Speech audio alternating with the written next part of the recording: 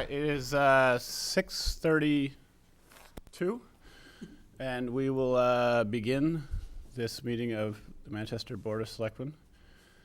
This evening we have, I think the first order of business is a changing of the guard. So with that, and I'll welcome Jeff to the board as well. So the first order is to elect a new chair. And with that, I open it up to the committee to put forward nominations. I nominate Eli Bowling. Do I have a second? Second. Okay.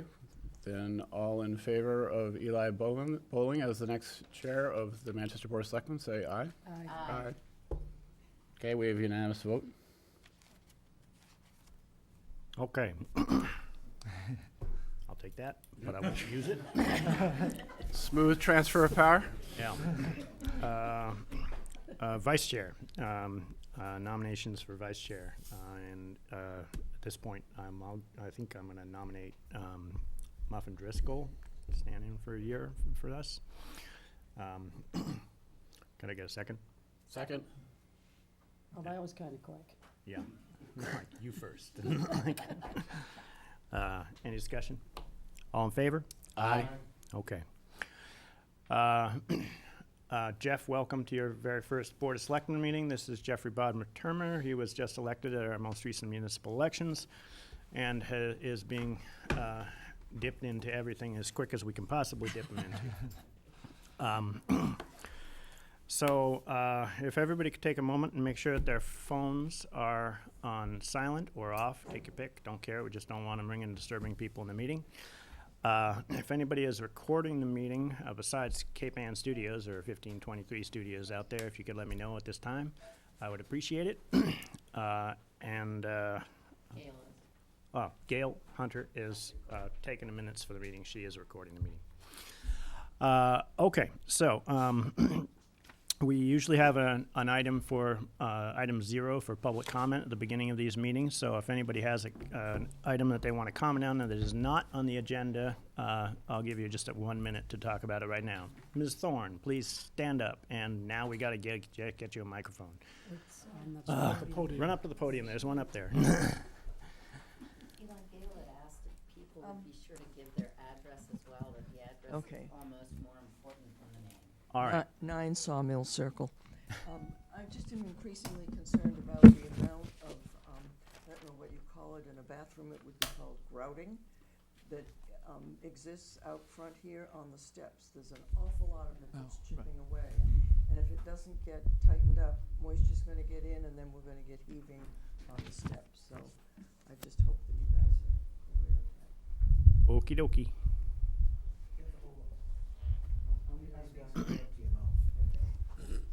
All right, anybody else? Okay, item number 1 on the agenda, item number 2 on the agenda is an ambulance billing policy, the second reading and adoption of the policy. This will be a policy regarding how the town manages its ambulance billing process. We had one reading at our last board meeting. There were a few suggestions to it, and they've updated the document and sent it around. The board members all had a chance to read it. And are there any questions?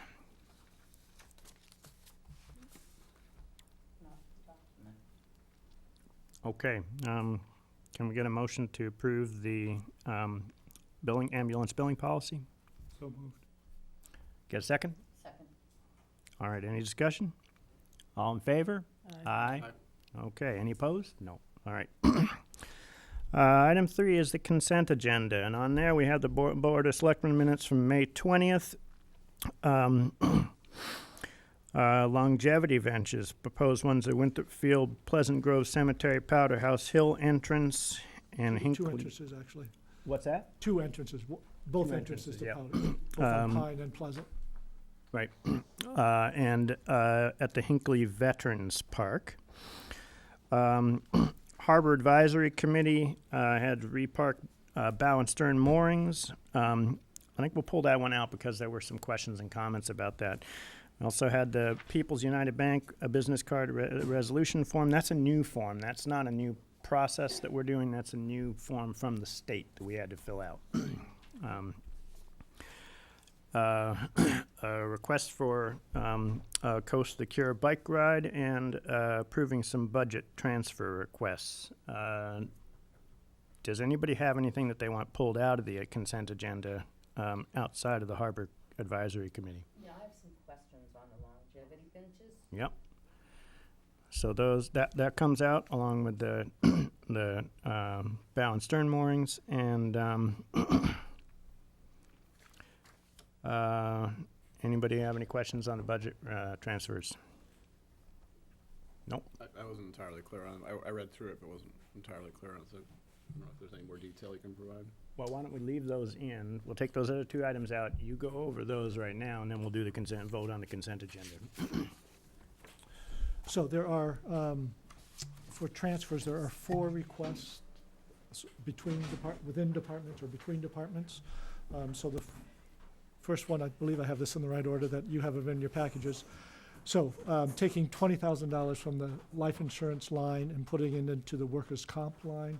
This is for the ongoing police officer that we have out on disability. So that's for that. We don't think we need that full amount, but it gives us a cushion just in case we do. They're always a few months lagging in their billing, so that's a conservative estimate of what we would need. The second is taking $15,000 from the fire department salaries and splitting them between some extra building repairs that were needed. The door during a storm blew off its hinges, and that required significant repairs. And then some repairs to the various fire trucks, additional $12,000 there. So $3,000 for the building repairs and $12,000 for the vehicle repairs. So- Greg, how old are the ambulance 1 and engine 2? How old are those? So ambulance 1 is around 10 years old.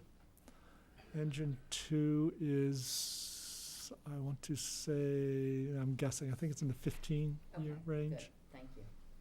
I'm just curious. Engine 1 is about 10 years old. Okay.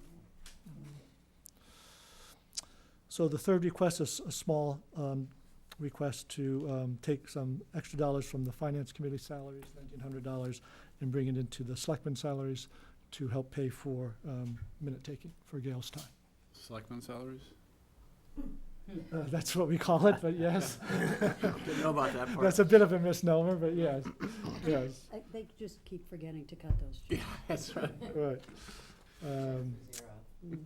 Another small change is $1,500 from the IT salaries, which are not being spent, and switching it over to the expenses.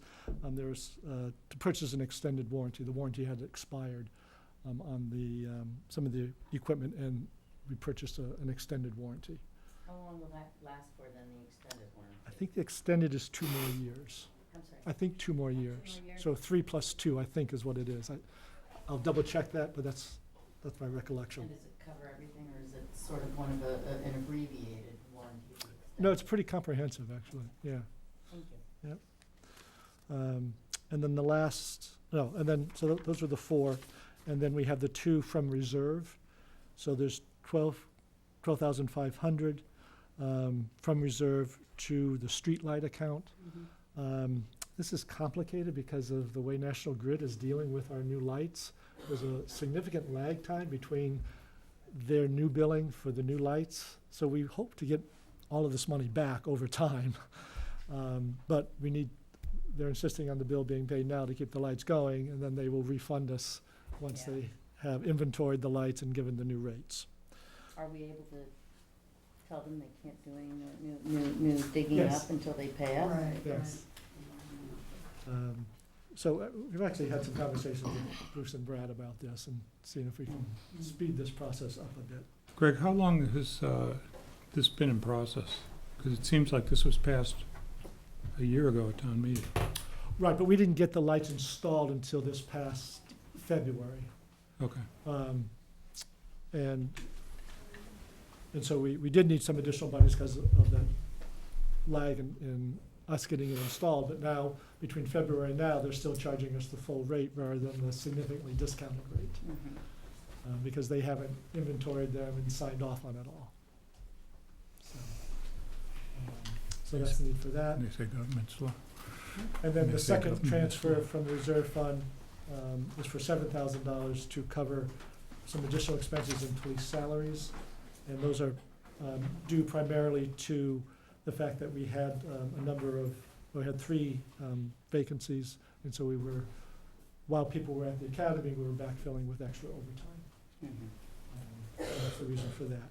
So you have about 55,000 left in the reserve account, and so now we're asking for 27,000 of that. I'm sorry, we're asking for roughly 20,000 to be taken out of that 55. Of which some will go back. Yes.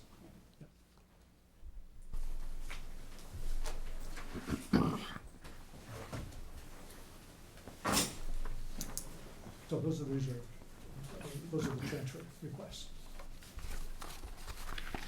I do think we continue to have maintenance issues on the fire equipment side. We do, yes.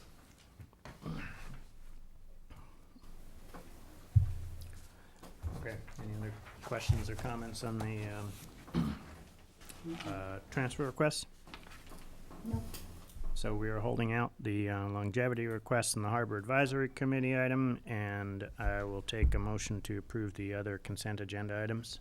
So moved. Get a second? Second. All in favor? Aye. Any opposed? Okay, we'll take the longevity benches first. Questions? I do. And I apologize for not having come to these questions sooner. But the questions, I noticed that the pads where the benches will be, because they're on town land, and in reading, we assume all liability and all responsibility for them, save for if it's to be taken off, then the longevity bench project does that within a time frame. Do they meet all ADA requirements and things along those lines? Okay, Yeah. so, I don't know, should I ask Lisa? Come up and grab the mic so that they can record you. Oh, you got, Okay. Lisa Bonneville. yeah, you know what? The It's speaker's on, not he can working. hear you, but the speakers aren't. So you working. still need to use Still it. use it. Because otherwise they won't record it for TV properly. And we all are on TV on that camera right there. Lisa Well, Bonneville, 23 Woodholm Road. Here representing the Longevity Bench Project. So, I've already forgotten your question. It's okay, I have a couple. Oh, yes, but it's just ADA. ADA. Yes, they are 6 feet deep, 12 feet wide. They allow for a 6-foot bench, set in 1 foot from one side, 1 foot from the back, leaving 3 feet of space to access the bench in front of the bench, and a 5-foot wheelchair turnaround on the other end of the bench. I figured as much, but I just wanted to be clear. And also, the company provides a 3-year warranty for the benches. Do you know what the I mean, they sure seem like really something that's not going anywhere for a long time, but do they have a life span?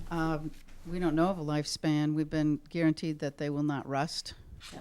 And the platform pad is not going to go anywhere. It's 6 inches thick Right. of concrete with an aggregate surface, and that's what would be on town. There are a few private owners who have opted to put brick surfaces on them, and they're flush with the sidewalk or the street, whatever they're adjacent to.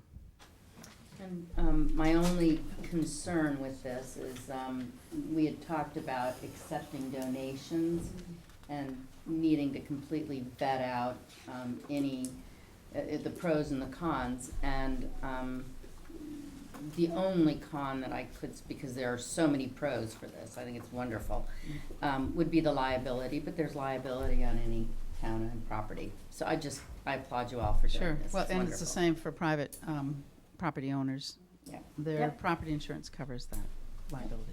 but thank you for doing this. I think a while ago there had been a question, and it was more in the interest of Winthrop Field about the stipulation of those structures. And a bench is a bench, but is there any concern that a bench is considered a structure, and is there any potential problem for Winthrop Field with its covenant? We have quite a few. I'm not concerned about a bench as a structure, but I'm concerned about the principle of a structure and the context of Winthrop Field's agreement. Well, with the footing, and that is a permanent, the Yeah. footing, that, Oh. you're right, that does. So I'm not concerned about the bench itself, I'm concerned Yes. about the integrity of the Winthrop Field covenant. Mm-hmm. Okay. So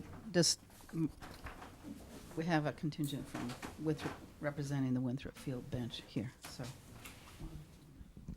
Mike Chapman, 131 Bridge Street, Chairman of Winthrop Field. You're correct, there is a covenant that we can't put any structures on the field itself. But in the review of the longevity bench project, we didn't feel that this met or went beyond the bounds of a structure, because it was only a concrete pad. If we were to put a house or something, that would be a little different. I was just, I'm not passing judgment on a bench, I'm just, Winthrop Field's not opening itself up to somebody saying, hey, you guys didn't uphold the integrity of the covenant. Yeah. I'll put it this way, we don't believe so, Okay. but since the question's been brought up, we'll double check it. And then, and just out of curiosity, where does it go from here? I love the idea, by the way, but I'm just, in the interest of kind of, are we gonna see these popping up all over town? Like, is there any forward-looking view on how many more are coming? Yes, indeed there is. I brought a little map. I've shown this over the course of the year, but it's developing, and there are 4 benches installed. There are 4 benches ordered in production right now, and these red dots represent those the new 4. These blue dots represent the 4 town land locations that would pretty much complete the heater here.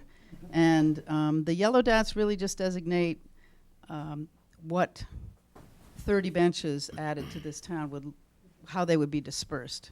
They don't represent an actual address at all. They just show that with the with the every half mile, which is our goal, spread, that's about how many benches we're looking to add. So 30 is our goal. If we complete these to date, we'll have 12 in about 18 months' time. So we don't have a deadline of when we hope to achieve this. So we'll be very happy if we can. And are these all, forgive me for not knowing the answer to this, are these all on town land proposed? No, none of them are on town land, Okay. except these 4 and Winthrop Field. Okay. And we have already have donors for these town locations specifically.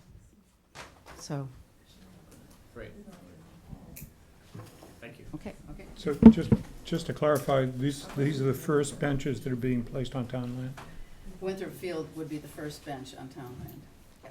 And then the 4 that are requested would be on town land. So that would be 5 of the 12. In terms of those that are placed on private property, who's responsible for the maintenance of those benches? The property owner, The property owner? yeah, whoever's land it's on. Okay. But they'll always have a way out. We'll go reclaim the bench. Okay. So, but we have others in the works as well on private property. Okay, I have 2 questions regarding this that are addressed to Greg. One is, says that the property owner is solely responsible for applying for the warranty. Who's responsible within town for doing that? So we'd do that through DPW? It would be done by DPW, okay. The second is, in terms of the maintenance and repair of the benches, will we be establishing a new line item in the budget for longevity benches to maintain and repair them? So we have a general park maintenance account, so I would anticipate it falling under that. Whether or not that account needs additional funds, we'll have to monitor that. But that was my sense of how we might approach this. Okay, because we have no understanding over the lifetime of the bench what maintenance and repair might cost. We don't have a very good sense of that right now, no. Yeah. Okay. So may I say one thing to that question? Sure. The memorial benches that the town does run a program for memorial benches that are wood. So these benches will neither rot nor will the foundation under them erode. So, and the bench will not rust. So there's that. Thank you. Eli, may I just make a comment? Gail had asked that if every time someone makes a comment, they restate their name and address. Yep. Every time they come up to the, yeah. Okay, so you are not actually looking for a vote on this tonight since we voted this previously, is that correct? Well, if you're comfortable, you could approve the additional locations. So Winthrop Field you have approved, we were showing you the additional paperwork that goes with that. And then you have the additional sites, which you're seeing those for the first time tonight, so if you're prepared to, they would certainly be appreciative of a green light, but if you need to do more thinking about it, then that's your prerogative. Does the board want to vote tonight? I'm fine. Sure. I'm just still, I'm in full support of the benches. I'm less sensitive about the benches. I'm more sensitive about this in conjunction with what the town is driving. And so us voting on the benches is one thing, but are we crystal clear with the DPW, their ownership of this? Are people gonna, is there a reaction as to benches popping up and saying where are these coming from? I just don't want like a, So there may be some confusion in public's mind who's in charge of which ones. so I'd just like to see kind of like, if we vote on it, I'm fine voting on it, but I'd like to see like some sort of effort to explain to the town like where this is coming from, so that there isn't this feeling that one more project is happening and it's coming out of nowhere and no one understands what it's about and who did it. I think that would be prudent. All right, given that, I'll take a motion to approve the additional locations for the longevity benches. So moved. Get a second? Second. Any discussion? All in favor? Aye. Any opposed? Okay. Harbor Advisory Committee, and we'll try to keep moving along as quickly as we can. Brian, want to summarize the changes? Certainly. Brian Pike, Manchester Harbor Master. Welcome, Jeff. Thank you. I think the first item was the bow and stern moorings, and the HAC Harbor Advisory Committee has approved a recommendation to convert the moorings in front of Manchester Marine and Crocker's Boatyard in the Cove to bow and stern moorings, and then the moorings at Norton's Point and Whittier Cove, the Tux Point side of the channel, for bow and stern moorings. The idea is that we can move all of our smaller boats in Proctor Cove to Whittier Cove, shallow draft. The main purpose is to try to reduce the cost of our next dredging project and reduce the dredging project that will eventually occur in Whittier Cove. Shallower draft vessels, we will not have to dredge as deeply. So we'll save money. And Whittier Cove is also fairly crowded with swing issues, as we had in here. And the idea being that we can create some navigation lanes in and out and maybe accommodate a bit of a channel for whoever owns the property further into Whittier Cove at their pier. Okay. So we're actually going to be doing two votes tonight, right? One to oppose and propose, one to support that, and the other one to discuss the fees for the Yes. docks. So why don't we take the transitional docks now? Actually, let's go ahead and do the vote on the bow and stern. Or do we have any discussion or questions about the bow and stern? Are any of the bow and stern commercial? No. Are they all resident mooring holders? Well, Or- so actually, one of those moorings over there, it does belong to Manchester Marine, and two belong to Crocker's Boatyard. So those become commercial? Will they double? They are commercial now, they'll remain so. What it will require from all of the mooring holders, they'll fall under the permit that I acquired for the town 2 years ago for these moorings out here. We can convert 150 moorings to bow and stern. We've got over 90 left available to convert. So will they be paired with a mooring weightless person, or will they instantly get 2 spots on their existing No, mooring? so you don't get 2 spots if it's bow and stern unless you apply for a float in between. The bow and stern permit that we're discussing is strictly for the vessel, Okay. not the float in between. Doesn't mean that they can't come forward and request that, but that's not what this recommendation Okay. is.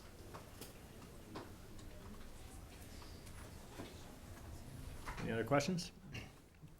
All right, can I get a motion to approve the Harbor Committee's request to add these bow and stern moorings? So moved. Second? Any discussion? All in favor? Aye. Aye. Any opposed? All right, next, the docks. So I'm sure most folks have seen the new transient docks over at Reed Park. The thought all along since the first discussion back in 2015, if we did expand that facility, that we would charge a transient fee, which has never been in place. I would like to reassure folks that we still have 75 feet of free 1-hour tie-up at the Reed Park docks, essentially what we always had. The additional dock, the new that we've constructed, the recommendation is that there be an hourly rate of $8, irregardless of length of the vessel, $8 an hour. And that any vessel that wanted to stay overnight, the HAC recommendation would be a flat rate of $60. Docwa, who we intend to use as our electronic Airbnb reservation company, expressed that $3 a foot, which would match the lowest rate in the region, would be more appropriate than the $60 flat rate for an overnight. I personally like the $3 a foot, but the HAC is recommending a flat rate of $60 for vessels to stay overnight at the dock.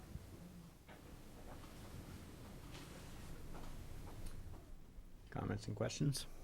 Why, I'm just curious, why would you prefer $3 a foot as opposed to the 60 flat? It's more of that's more of an industry way to do it. You do see it both ways, but more commonly it's a per foot cost. And certainly you could have a per foot cost for the short-term tie-up, but that becomes incredibly cumbersome. Right. And for the people working at the dock, and DocWad nobody has a good handle on how to do that electronically. The short term. So with Docwa, I did actually download Docwa just to see what it was. Sure. But you can, but I didn't use it. So, but you can actually go in and put in how many feet you Correct. So do it that way. Docwa for us, you can make a reservation for overnight dockage. And the way that works is you put in a request. I or someone, whoever's working at the dock, has to approve that. That way there we don't overbook. Mm-hmm. There are still questions that need to be answered. What time are people going to be allowed to check in? And what time will they be required to check out? Because we don't want to fill the dock too early with overnighters when we still have the dinner rush coming from Right. boaters in the region. So that will be worked out. And so, basically what's before us is to adopt the $60, and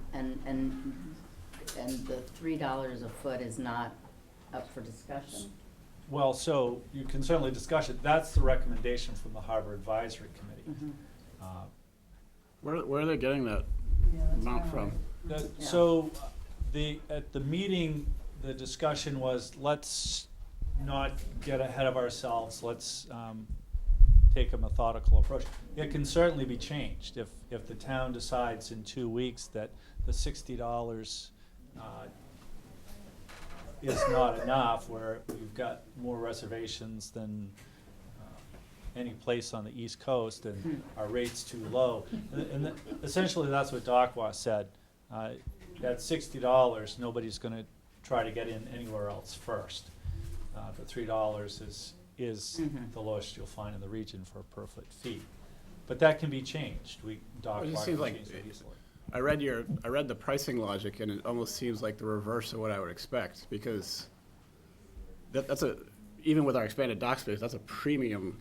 There's a finite number of spaces to go, Right. so in a way, the Absolutely. pricing should reflect that. If you go to Boston, or you go to even any garage, you're paying $40 the second you walk in Right, for the first hour. right. So why wouldn't we charge more right up front? So we don't offer any real amenities yet. You can tie up and walk ashore, but we don't have water on the dock. There's no electricity for the overnighters. With the garage in Boston or the garage anywhere doesn't offer any amenities either. You're giving access straight into downtown, and you're actually giving better privilege than if you arrived by car. Yeah, I don't have to find a parking space, right? So, I guess my feeling there is, we are still a municipality. I don't want to put our rates so that we compete with our two boatyard / marinas already here. So what's their daily rate? Manchester, Skip doesn't have one published at Crocker, and Manchester Marine mostly just rents moorings at, it's $45 or $50 a night Yeah. for a mooring. Because their dock space is all. The They dollar don't- space is they don't have dock usually space. taken up. I don't know what the dollar amount is, but I think the schedule seemed in the reverse of what I would expect. I would be inclined to go with what standard industry, just when I was reading this over, and I have, But you want to Been bet, in a I think the few objective jobs. is to get it, to make it available to as many people as possible. Yes. So, right now, if you want to trigger turnover, you would make them price sensitive early on, so that, you know, right, so the fewer feet, if you're $3 a foot, you know, it's much more cost effective for a smaller boat. Right, if you were to go on Dock One and look at Salem and Marblehead and Gloucester, $3 is the lowest. I think the highest regionally is $4.50 a foot for a dock tie-up, unless you go to Pickering Wharf, which is a commercial facility, and then they're gonna say, give me $20 cash. By the way, we're not accepting cash. This is all going to be electronic. I can't remember, I didn't remember seeing this. Is there a time limit? There is no time limit for the 1 hour tie-up. Was one of the objectives. We still have the short-term tie-up of 1 hour. There was some discussion whether or not that should be changed to half an hour, 45 minutes. After watching it for the weekend, I think the 1 hour is fine. The problem we've encountered is the folks who want to come in and go to a restaurant. That's more than an hour. We've had to, people have gone rushing into restaurants and begged to be served immediately. That's not what we want to do. We want to Right, encourage right. people to come and stay. It's 15 minutes in Marblehead. Yeah. It's a quick meal. Right. Brian, do you anticipate a lot of overnighters right now? So I strongly suspect that as we move through our first summer, that we will see significant overnight traffic. We were full during the day, both weekend days, and the docks were full for a while on Friday night as well here. So it's all the usual suspects. What we have now is the folks who've had to come and wait and circle around and argue over spots, be able to get in immediately. The longest wait we had was 20 minutes for somebody to get a spot instead of an hour and a half or 2 hours. Anybody have any concerns about the $8 an hour part of this? Because the concern seems to be centered around the overnight fees. I guess I don't really understand the logic of the pricing. All we did was look at regionally as far north as Prescott Park in New Hampshire and other places. Most places don't post a day trip rate, but those that do, you see it anywhere from $4 an hour to $10 an hour. So we're sort of on the upper end of that. And part of the logic for being closer to the upper end is we're full. So we don't need to give it away at $4 an hour to fill the docks. We're going to fill them at 8, probably fill them at 10. But 8 is, and I would like to point out, we can change these fees at any time. I'd be glad to come back in and share how we're doing. We are keeping a log of every single vessel that lands at the dock, as well as Long Beach, and we've already started counting. We are keeping a log. We had, during the hours when the dock was staffed, on Saturday and Sunday, we had over 100 boats come in and visit. All right, so I think I want to move this discussion along. Personally, I'm inclined right now to take the initial advice of the Harbor Advisory Committee, especially since we can modify this at a later date if we need to. Get some information about this from the first users and revisit at an appropriate later date. Can you update us when you settle on how you're gonna deal with the transition of when you can dock for overnight? Certainly. How early in you can get? Right. That's Because I think that transition, I think, is the one concern that I have. right. As it is for me. Yeah. It will teach us quickly what will work and what's appropriate. And I'm glad to hear there's no exchange of cash. Yeah, none. All right, barring any other meeting discussion, can I get a motion to approve the Harbor Advisory Committee's recommendations for transient dock fees? So moved. Get a second? Second. Any discussion? All in favor? Aye. Any opposed? Okay. That takes the consent agenda. Now, we have 2 other items on the agenda scheduled, but I'm going to propose that we move these item 4 and 5 with the correspondence and town administrator's report to after the public hearing, since we're already 10 minutes into the public hearing time. Thanks, Brian. Thank you, Brian. So, the item for the public hearing, this is a public hearing about regarding potentially nuisance or dangerous dogs residing at 12 Woodcrest Road. And the notice for this was that on Monday, on June 10th at 6:30 or 7 p.m. in the Manchester Town Hall, Room 7, located at 10 Central Street, Manchester, Massachusetts. The Manchester Board of Selectmen will hold a public hearing in accordance with Massachusetts general laws, Chapter 140, Section 157, to determine whether a dog kept at 12 Woodcrest Road is a nuisance dog or a dangerous dog, as those times and terms are defined in the said statute. This note is based on a written complaint that on Saturday, May 11th, a dog known as Sugar jumped on a woman walking by 12 Woodcrest and bit her and her dog. This notice was served in the papers in accordance with state law, and I'll just ask the staff to confirm that that was done. Yes. So I'm going to take a motion to open the public hearing. So moved. A second? Second. All in favor? Aye. Aye. Any opposed? Mr. Corbo, I'm going to introduce Greg Corbo, who is an attorney with KP Law. Mr. Corbo is going to assist us in running this hearing tonight. So this is an adjudicatory hearing. It follows a very formal process. And at the outcome, there's potentially a very binding result on people, depending on what the decision of this board is. So, Mr. Corbo, would you be willing to, would you please describe the process to everybody here, and let's get going. Thank you, through you, Mr. Chair. Before we get started, Selectman Jackson, you have something to say? I do. I have to make a disclosure, and I would like to read just a few points. In my capacity as a state, county, or municipal employee, I am expected to take certain actions in the performance of my official duties.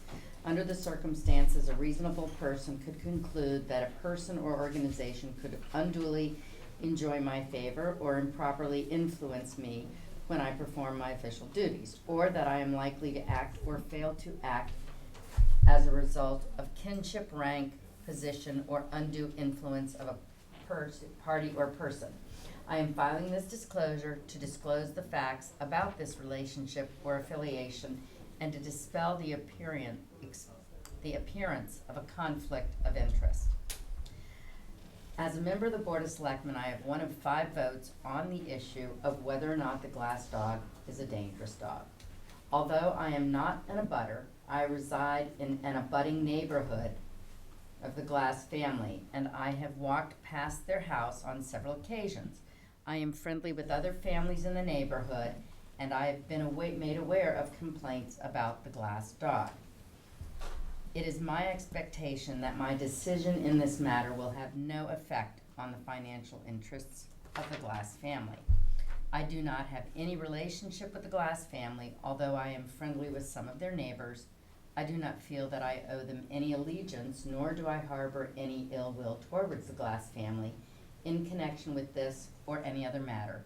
I take my position as an elected member of the Board of Selectmen seriously, and my honesty and integrity are of paramount importance to me.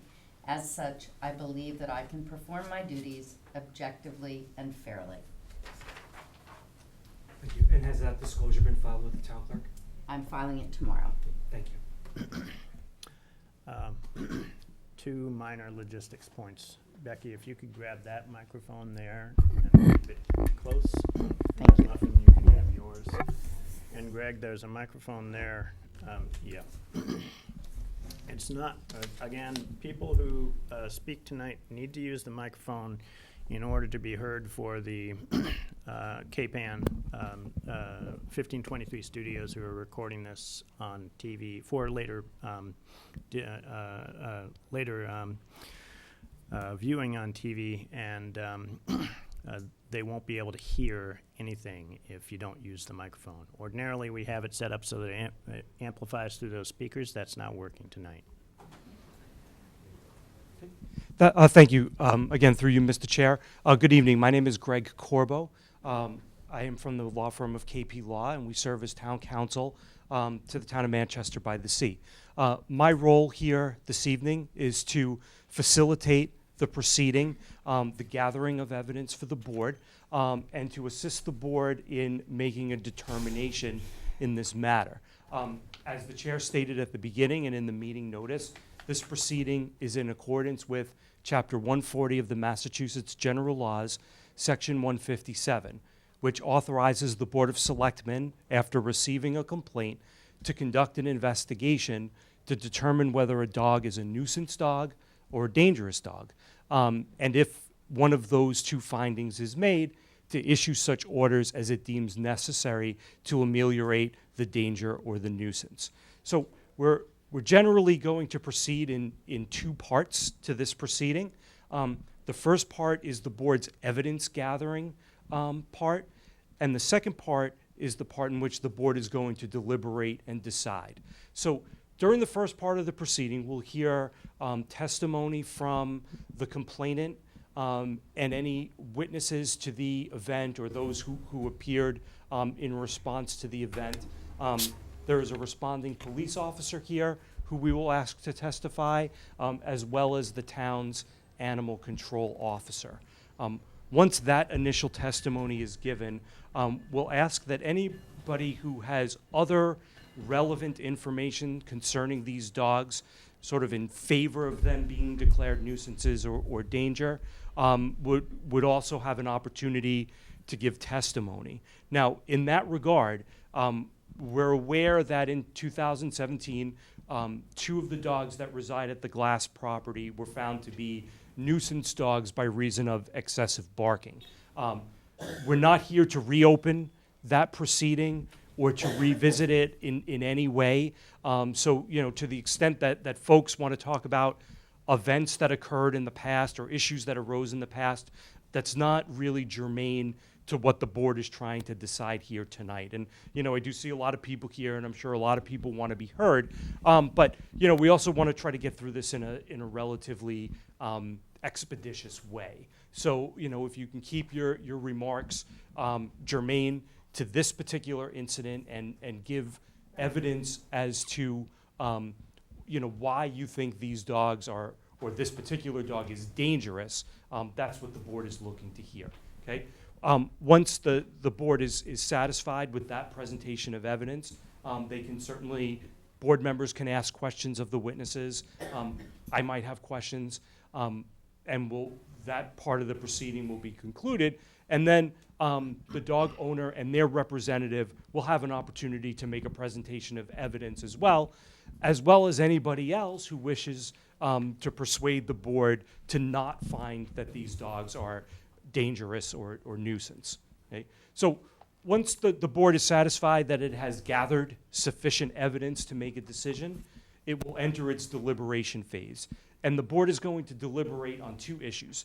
The first is whether or not the dog is a nuisance dog or dangerous dog, and those terms are specifically defined in the statute. And if the answer to that question is yes, then what, if any, remedy is the board going to offer in terms of ameliorating that nuisance? And if it's a dangerous dog, then there are certain remedies listed in the statute. Those remedies include certain forms of restraint, like fencing or muzzles and leashes, things like that, all the way up to euthanization. And that's going to be up to the board to decide here. So before we get started, members of the board, do you have any questions about the procedure? No. Okay, so before we formally begin, the first thing I'd like to do is ask everybody who intends to give testimony here to stand up and be sworn in. Just because you stand doesn't mean you have to talk, but if you think you're going to talk, you should be sworn in now. Right? Okay, I don't know, who do we want to have do the oath? I think you can do it, that's fine. You want me to do it? Okay. If everyone would please raise your right hand.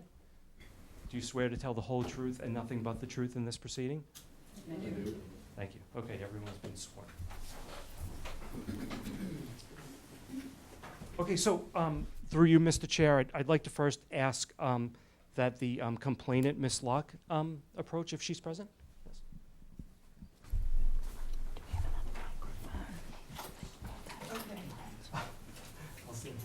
So everybody who's testifying, just please start off with your name and your address, and just confirm that you've been sworn in, okay? Okay, my name is Mimi Locke. I live at 4 Running Ridge Row. I'm the complainant, and I have been sworn in.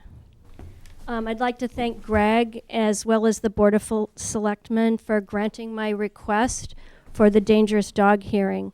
The reason for my hearing request is for public safety of our residents, our neighbors, and our passers-by in our town. I feel that this matter is best evaluated and handled under the aegis of the Board of Selectmen. What happened to me, I'll describe it briefly. On May 11th, I was walking my dog up Running Ridge Row and up Woodcrest Road, and when I got near the Glasses property on the left, their 2 dogs were barking and lunging and charging all the way to the edge of their electric fence where it meets the pavement. They were really jumping around quite aggressively. My dog did not taunt or provoke those dogs whatsoever. He was leashed and just trotting up the street with me.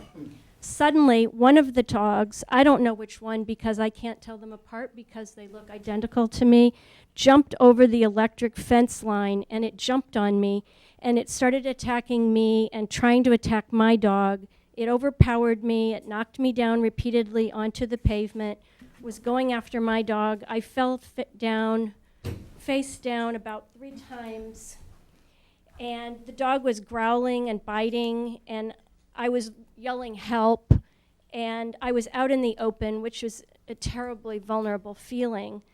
But then I saw a pickup truck that I knew that I needed to get over to, and I started making my way over to it. And I tossed my dog into the back of the truck bed. The truck was parked in front of the glass house. I don't really know who owns the truck. It doesn't really matter.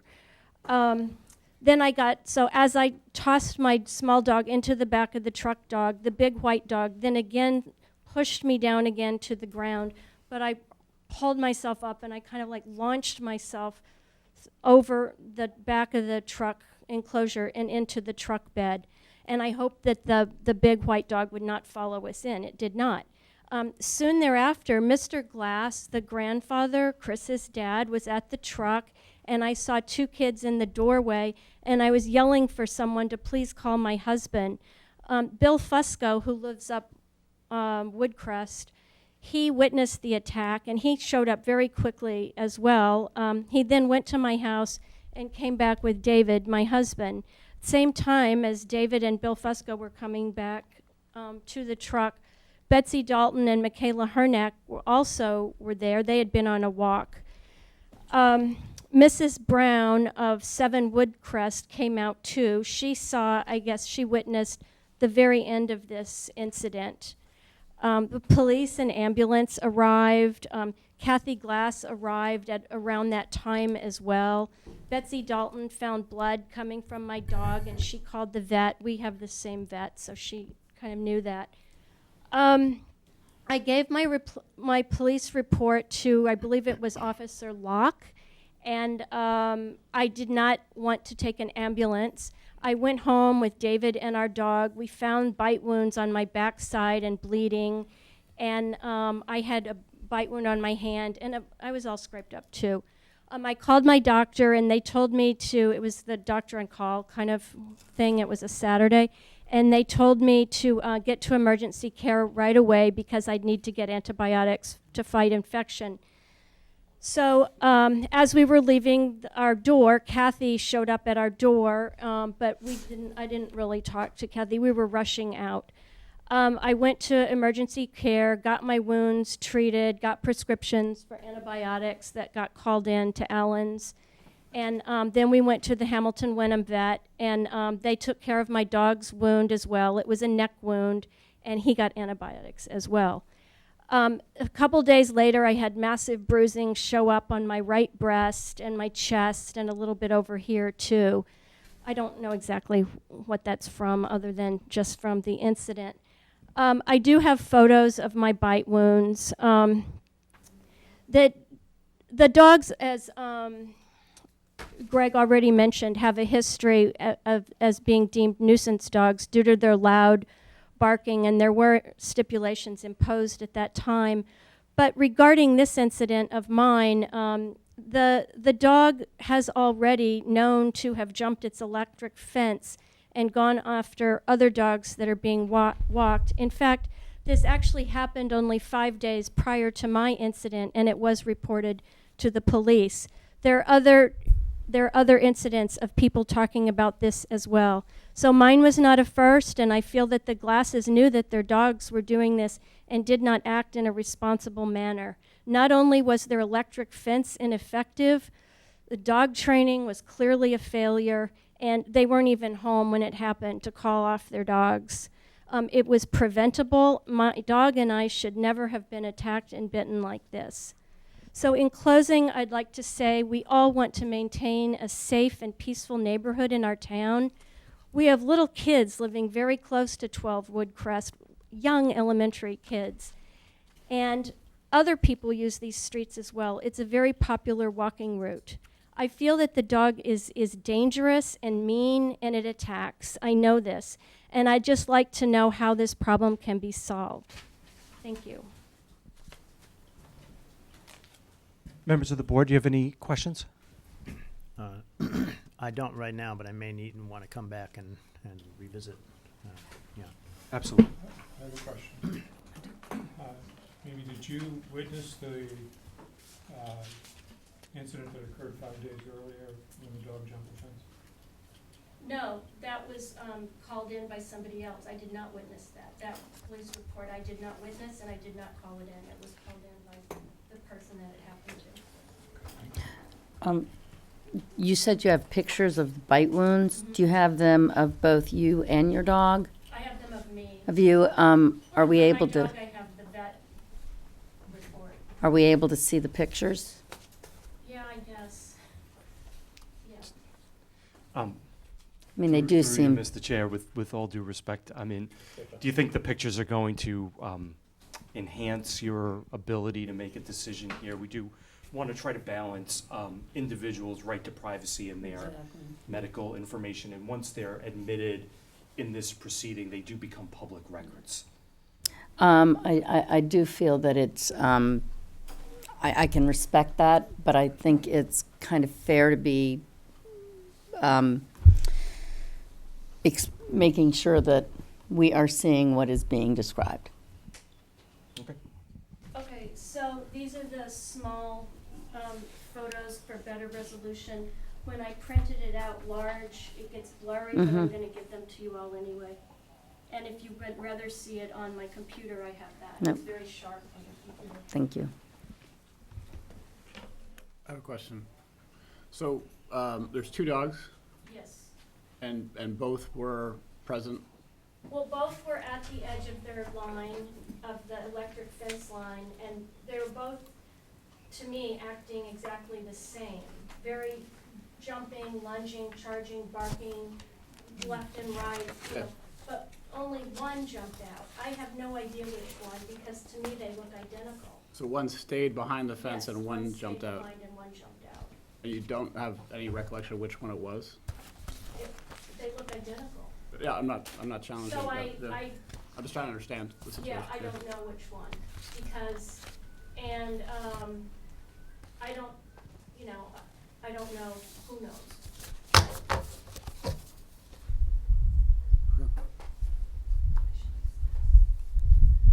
Thank you. Okay, all set? Or- Other questions from members of the board at this time? Not No. at this time. Thank you, but if you could just sit tight just in case other issues come up. Is there, is Mr. Fusco here? No? Was there, you mentioned somebody else witnessed, oh, I'm sorry, would you like to say? Thank you. I thought it might be appropriate. Sure. And again, if you could please state your name and address and whether you've been sworn. My name's Mary Ellen Barth, and I live at 17 Woodcrest Road. Hi, Kathy and Chris. Hi, neighbors. I am the person who experienced a similar situation the Monday, I believe that was maybe the 5th, Six, maybe? 6th, that I did not call in initially because myself nor my dog were injured. And I spoke with Kathy and her father-in-law, and I did not realize at the time that other incidents had happened, and until I heard about Mimi's experience. And then I felt it necessary that I should call a report in. I was walking down the street with one of my dogs, similar to Mimi. She was on leash. I've walked by their house many times, and every time the dogs bark, but with, you know, that's what dogs do, when, especially when they're behind a fence. The dogs know me a little bit. When they were younger, I used to pet them and spend some time with them. The dog that came out of the fence, I did recognize because of her collar. It was Sugar, the female dog with a pink collar. And the same thing, I was walking down the middle of the street, and they were kind of behind the bushes, and they started barking, and Sugar just jumped over the perimeter of the invisible fence and came at us immediately to my dog, not to me. And I think because I knew it was Sugar, and I was yelling at her name, she responded to me differently. And also, I haven't felt afraid of her because I know her and I see her a lot, and I know that she gets very excited when people come by. So maybe she sensed that I wasn't afraid, and I kind of went towards her to get her off my dog, and she did.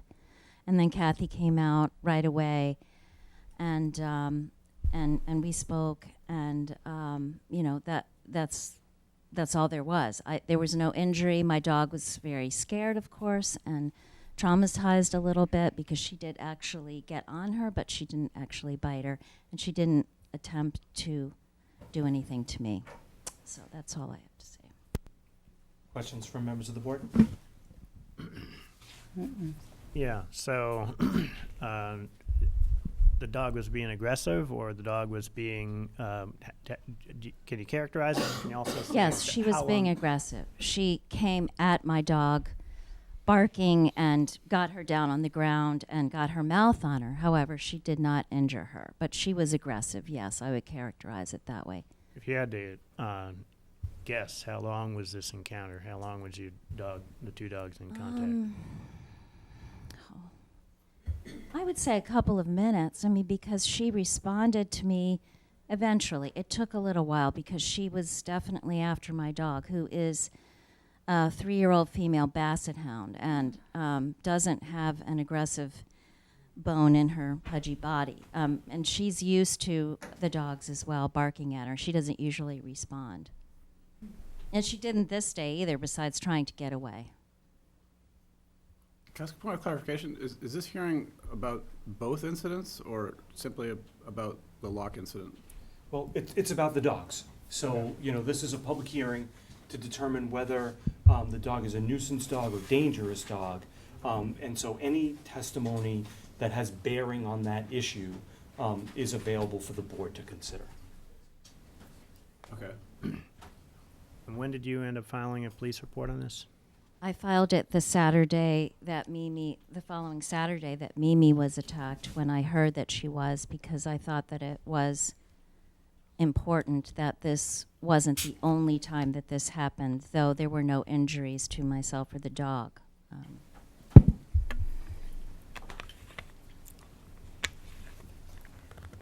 Other questions from members of the board? I have a question. Did you notify anyone in the glass house where it happened and that the dog was beyond the electronic fence enclosure? Yes, but Kathy and her father-in-law were aware. They were both at home, so they came out right away, and I let them know what happened. Have you seen both dogs outside the fence?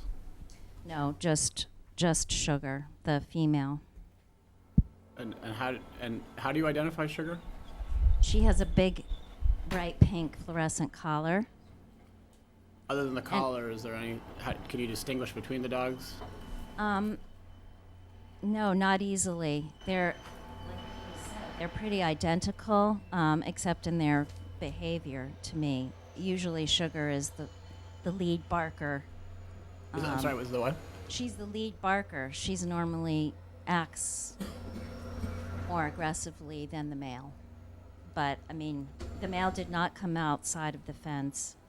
I just knew it was her by her pink collar, and she's the more, like I said, aggressive dog.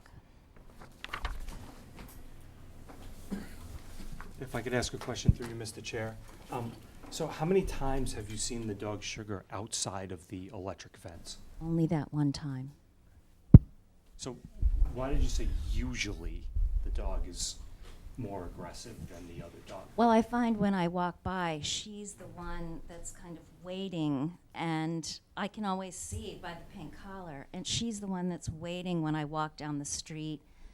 I can see her behind the bush. The male is usually behind her, and he will bark as well, but she seems to be the one that is taking the lead and barking more and more upset by someone going by the house or wanting to protect her property, whatever. She's when she was younger, I just remember her. Rocky, the male, is quieter. He's shyer. He's usually kind of in the background. And so how often do you walk by the property with your dog? Quite often. I mean, a few times a week at least. But that incident you described is the only time the That dog is ever the got out only of the fence. time. Okay. And I've never felt The only time threatened the only by time them. that what? It's the only time they ever came, or she ever came over the fence, or that I was frightened by her or Rocky. So was there something different about that time than all the other times? No, I was speaking with Kathy about that. I may have been a little bit closer. Normally I walk on the very opposite side of the road because I'm anticipating them barking, but I've never been afraid of them. I'm just, trying not to bother them. We just basically ignore them. And I was like in the middle of the road this time, and my dog was just walking along beside me, actually on my left side. Their property was on the right, and the dogs were on the right, and my dog was on the left, and we were just going forward. There was nothing different. So, the dogs, although they have only come over the fence once, they approach the fence. They approach the fence. We have a fence. My dogs approach the fence and bark at people when they come by. Yeah, there's different ways of doing that, right? So, are these dogs friendly or aggressive, or what is their demeanor when they approach the fence? I don't find any dog particularly friendly when they're behind fences or the invisible fencing. Even dogs that I know well in the neighborhood, outside of the fence, or if I'm without my dogs and go on the property, they still will bark at me and not want me on the property. I think that's their instinct, their nature. But I know they didn't want my dog around, but I could go on their property and pet the dogs, but I haven't done that in the last couple of years.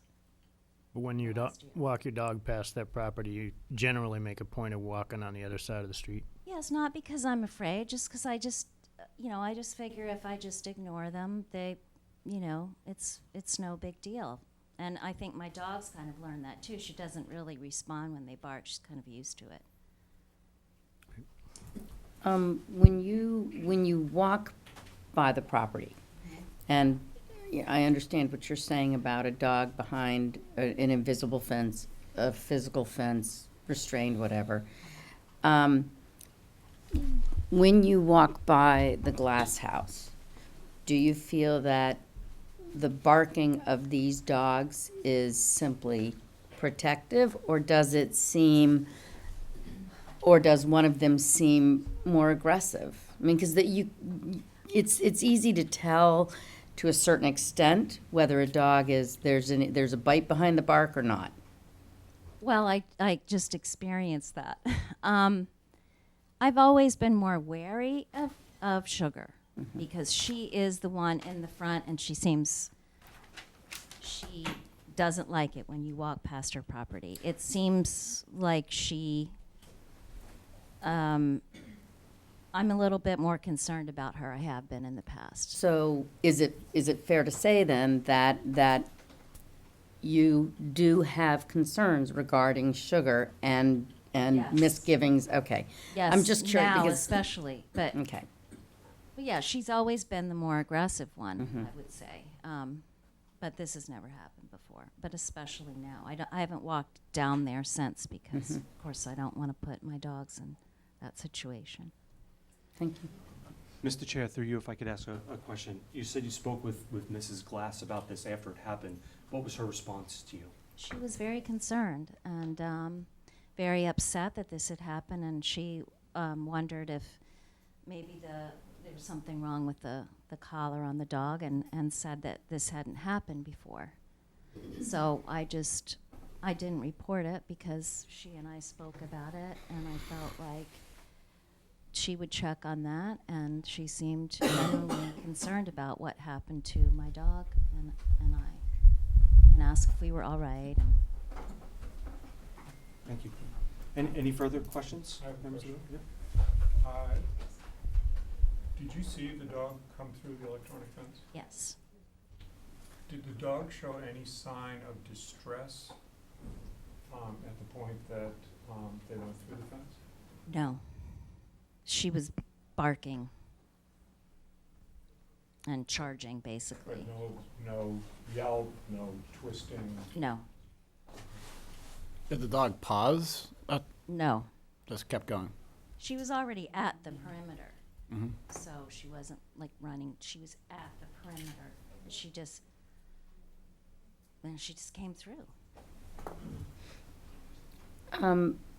I don't know if this is who would answer this question, but don't typically, my experience with the perimeter the invisible fencing is that they have a zone around which the dogs, or a proximity from which the dog is kept away from the border. Is that, and That's- by her going right up to the perimeter. Well, I can't say she went right up. She was I don't know exactly where their perimeter is, but I'm assuming it's pretty close to the road. And she was where she usually is. She usually lays right near this tree, you know, fairly close to the edge of the road, but I'm sure it's within the boundaries. But I mean, that's true when they go through, the collar only works, Right. you know, Right. a certain amount of feet. Thank you. Members of the board, anything further? Okay. Thank you. Thank you. So through you, Mr. Chair, I'd like to have Officer Locke testify at this point. I am Officer Andrea Locke with the Manchester by the Sea Police Department, and my address is 10 Central Street in Manchester, and I have been sworn in. And also, for the record, I am not related to Miss Locke. Thank you. So if you could please describe, what your role in the incident that occurred on May 11th was. Sure. So I was out on patrol, and at approximately 12:04, I was notified by our dispatch that a female party had been bit by a dog in the area of 12 Woodcrest Road. And I arrived on scene approximately 5 minutes later. There was a large crowd gathered, as Ms. Locke stated, and at that point, anyone that was involved in the incident, I asked to stay, and any neighbors who had just come to assist, I asked to leave the area. And I spoke to Ms. Locke, who stated that she was bit by one of the dogs. She was unsure of which dog actually was the one who had come out from the fence line. And she did state that she was knocked over approximately 3 times, and she just knew if she got to the pickup truck, like she had previously stated, that she would be safer there. At that point, a short time later, Miss Glass did arrive home, was visibly upset, very apologetic, did offer for anything that she could do to try and assist the Locke family. And they said that they were going to go home, go to the vet, call her doctor, and then proceed from there. I notified our ACO, Animal Control Officer, and told everyone that she would be following up with them. And that was pretty much my only role, was just to take the initial report. Any questions from members of the board? Did you see the dogs? At that point, I believe when I first arrived, they were still out, and then they had gone in. They were still outside when you came to Yes, and your father, the grandfather was there, and I believe he took them in. When you say they were out, where were they out? I believe that they were still outside, Were they inside the fence or outside the fence? inside the fence. Both of them were inside the fence. Hmm. So the dog went back into the fence. When I was there, yes. Do you know when the dog went back into the fence? I don't. Or how the dog got back into the fence? Mm-mm. Did the dogs have any reaction to you or the scene that was going on? No, it was kind of chaotic because there was a lot of people gathered. And then once everyone kind of left, that's when we got the story as to what exactly had happened. But were the dogs barking while you were there? Mm-mm. No. Members of the board, anything further? Did Yeah. both dogs, when you saw them, did you notice whether they both had a collar? I didn't. Were Glass family members outside at the time that you were there? The grandfather, Yeah. Mr. Glass Sr., I believe is his name. And he was attending to the dogs? He was standing with everybody that was gathered on the street. Okay. Did you observe any of the injuries either to Ms. Locke's dog or Ms. Locke herself? Yes. Both. And can you describe the basic injuries that you saw? She pulled her pants down, and I did observe the bite mark that was on her rear end. And then her dog did have some sort of cut or wound on the back of its neck.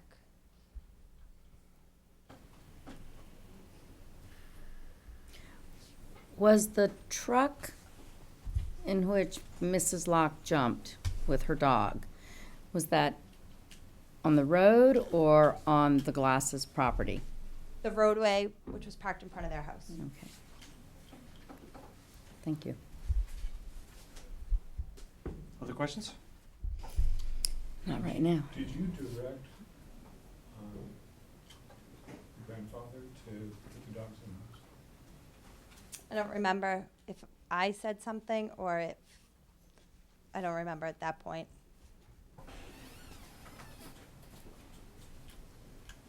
Other questions? Thank you.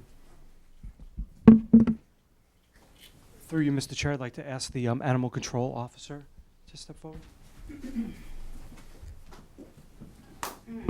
Good evening, everybody. My name is Hayes Demurl. I'm the Animal Control Officer here in Manchester. Yes, I've been sworn in. My address is 10 Central Street, Manchester. Thank you. And would you please describe your role in the incident that occurred on May 11th? Sure. May 11th, I was not actually involved in the incident on May 11th. I was informed of the incident, but I had wanted to contact the town hall and get any previous engagements with the town that had occurred at that residence, because Miss Mimi Locke had told me that the dogs had been deemed a nuisance previously, and I was not actually aware of that. And I've been on the tenure since 2017, and I was not aware of that. So I wanted to get any history that had happened here in the town before I had talked to Ms. Glass. So how did you learn of the incident that occurred on May 11th? Dispatch called me on my personal cell phone. On that day? Yes. And so what was your response? So I called Ms. Glass and I called Miss Mimi Locke, I believe, and I left messages because neither of them were actually around at the time. And both of them called me back, and I had made plans to come over and talk with both of them on Monday, the 13th. And did you in fact do that? Yes, sir. Okay, so who did you speak with first? I spoke with Miss Mimi Locke first, and she's the one who told me about the whole nuisance dog hearing. She told me about the wounds. She told me about her experience with the Glass dog, and that she was not sure who was actually the violator or the aggressor, but that they were both intimidating and both barking and aggressive towards her. Did you see her dog at that time? I did check out her dog, and I saw a shaved wound on the back of his head that had been treated at the vet's office. And she said that he was on antibiotics, but doing okay. Did it look like a bite wound? It looked like a small puncture wound, yes, sir. Okay. And so then what did you do next? I went down to town hall, and I gathered all the information in the court hearing for the previous nuisance Board of Selectmen meeting. And I read through that history.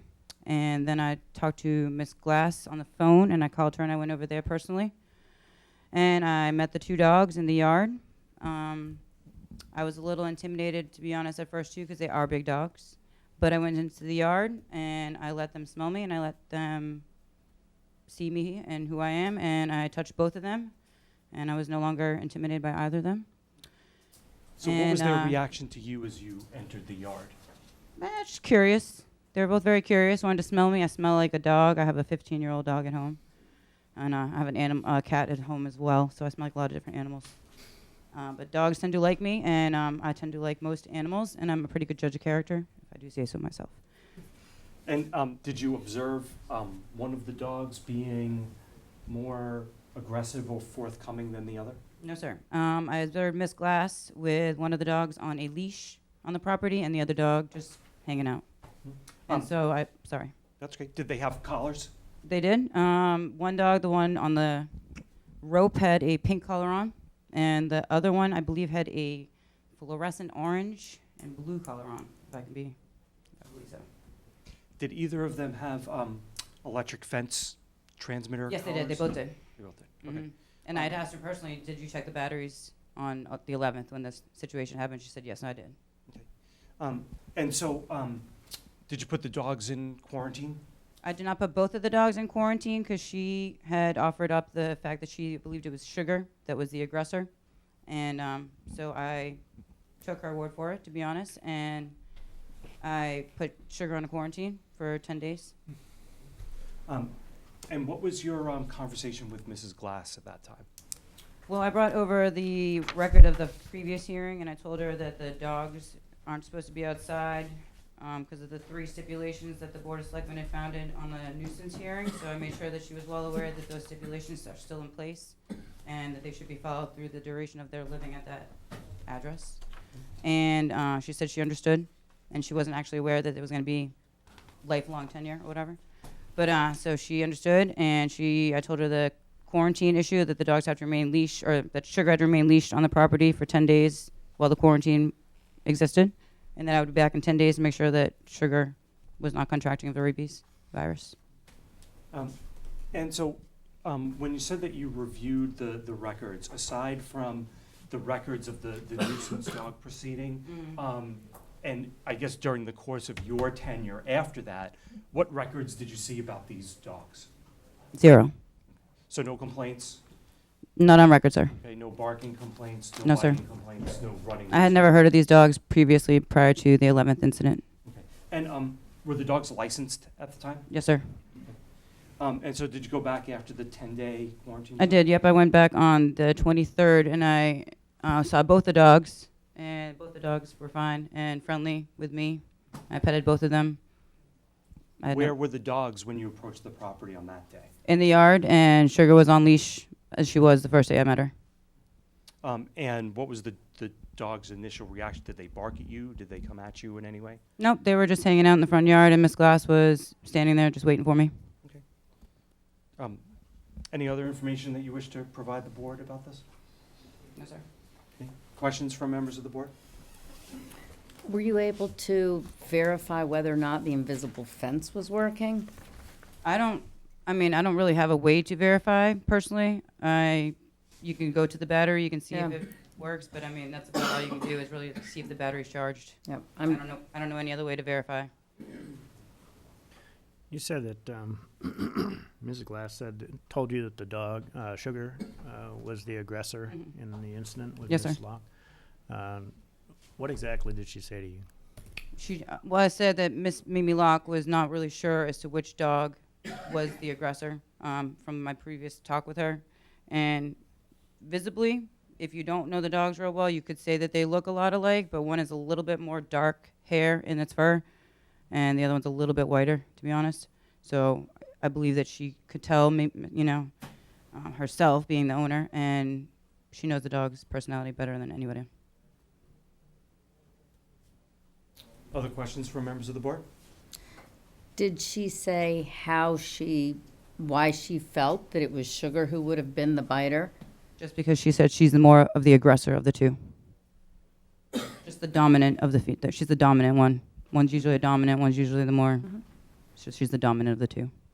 Well, I'm just kind of curious, the distinction being dominant and aggressive, because to me those are two different things. They're very different, and I totally agree. And I would say that she is the more dominant of the two. Did Mrs. Glass say dominant or aggressive? I don't recall. Other questions? When you went back to see the dogs at the end of the 10 days, was that an appointment that you had scheduled, Mrs. Glass? Yes, sir. I usually schedule all my de-quarantines because people have a very busy schedule these days. So even if it's a 45-day or a 10-day, I try to schedule every single one. Okay. So at any time during the 10 days that this dog was in quarantine, did you drive by the house or make an unannounced visit to the house? No unannounced visit, no. I did go to the neighborhood, but I didn't see the dog out. You did go to the neighborhood? Yeah, definitely. I'm just curious. I understand that you made a decision to only quarantine one. Is that typical standard, or in the case of two dogs where the person being attacked is not able to identify?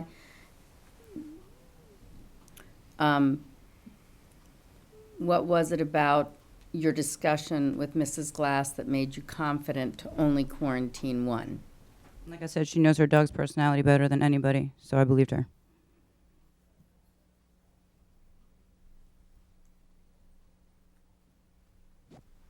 Other questions? Not for me at this time. Thank you. You're welcome. Thank you. Through you, Mr. Chair, I'd like to ask if there is anybody else who'd like to give testimony in this matter regarding their experience with this particular dog. Yes, ma'am, you may step up.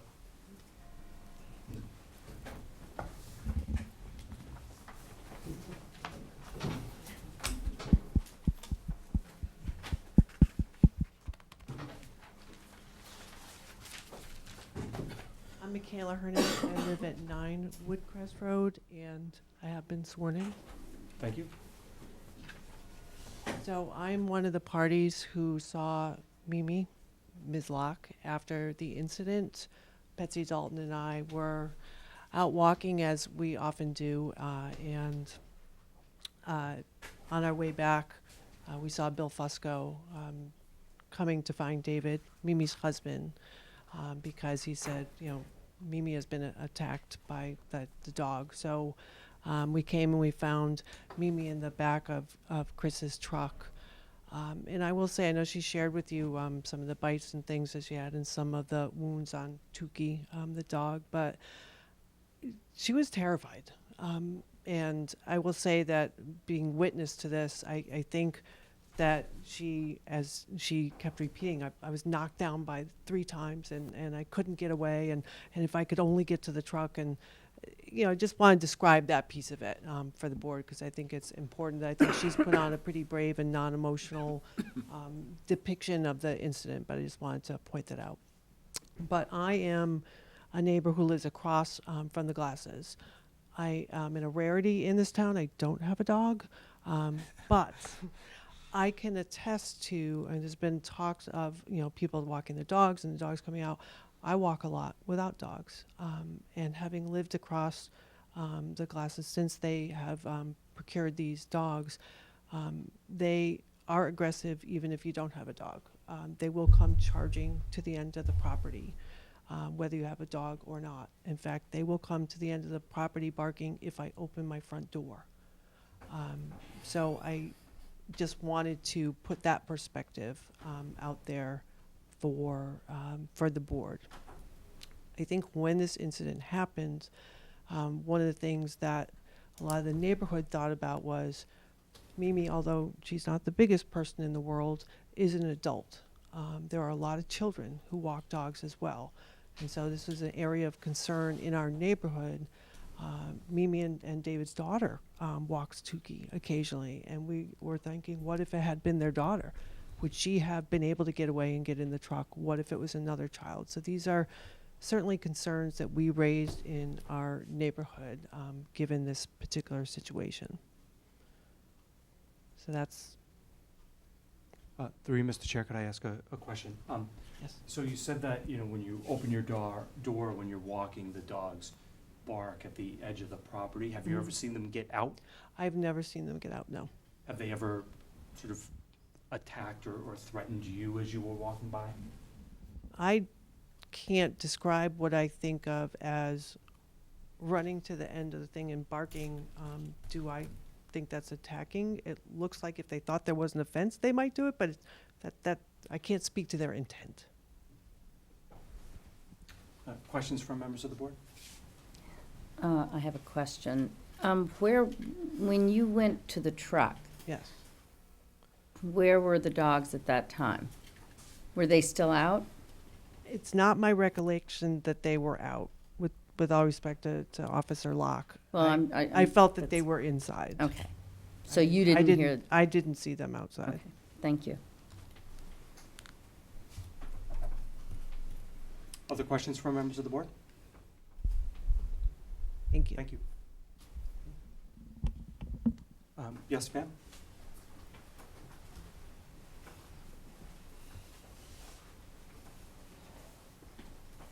Sheila Hill, 2 Running Ridge Row. I have made a statement to the police, and I don't know what's become of that. I would, if it's been submitted, I don't need perhaps to repeat it, or shall I repeat it? When was it submitted? Submitted last week. You should have a copy of Mm-mm. I don't have anything No, from Sheila. if you go ahead and No. Just talk it. fill us in, please. I had an experience of being equally intimidated and frightened by these dogs. On May 9th, I walked, I live next to the rocks. I walked up through our rocks and up Woodcrest to deliver something further up the street.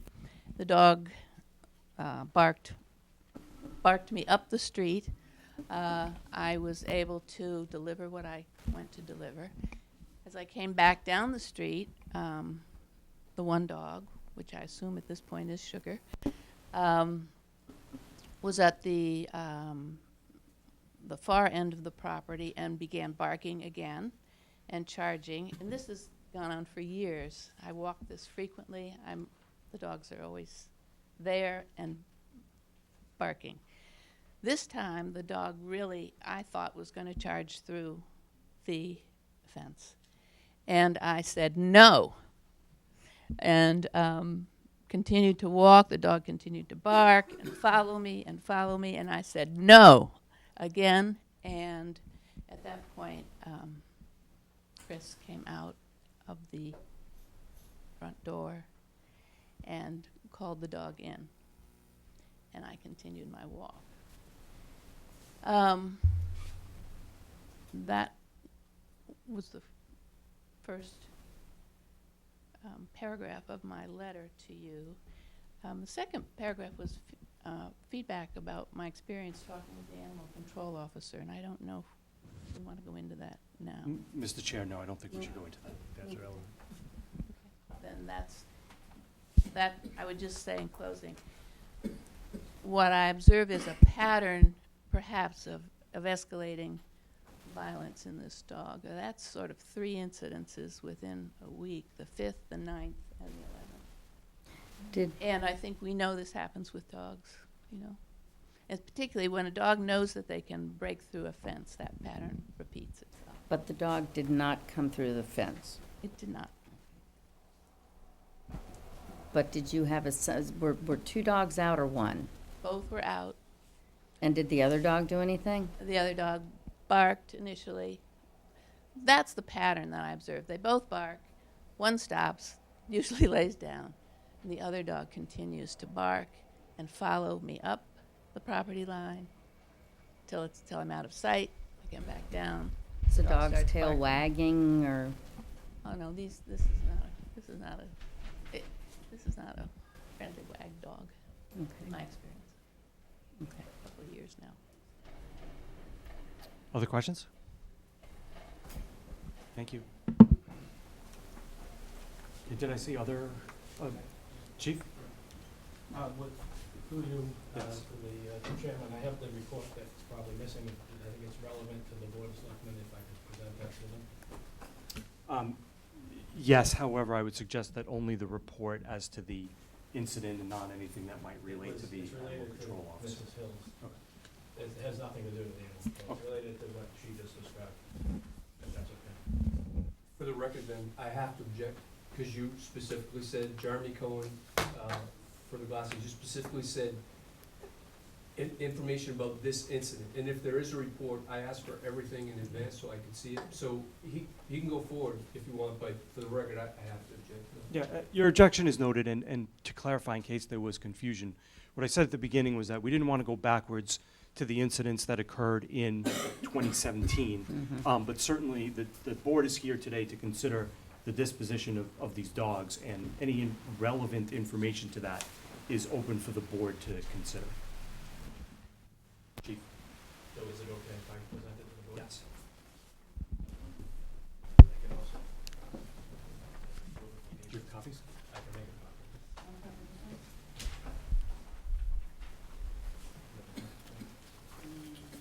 It should have been in the packet that I supplied. Yeah, where was it? Thank you, Sonia. You're good. Thank you.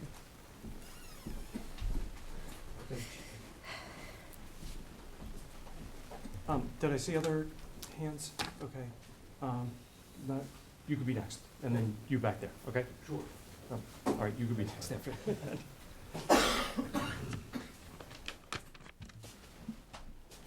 My name is Keith. Oh, sorry, is this on? My name is Keith Bellucci. I've been sworn in.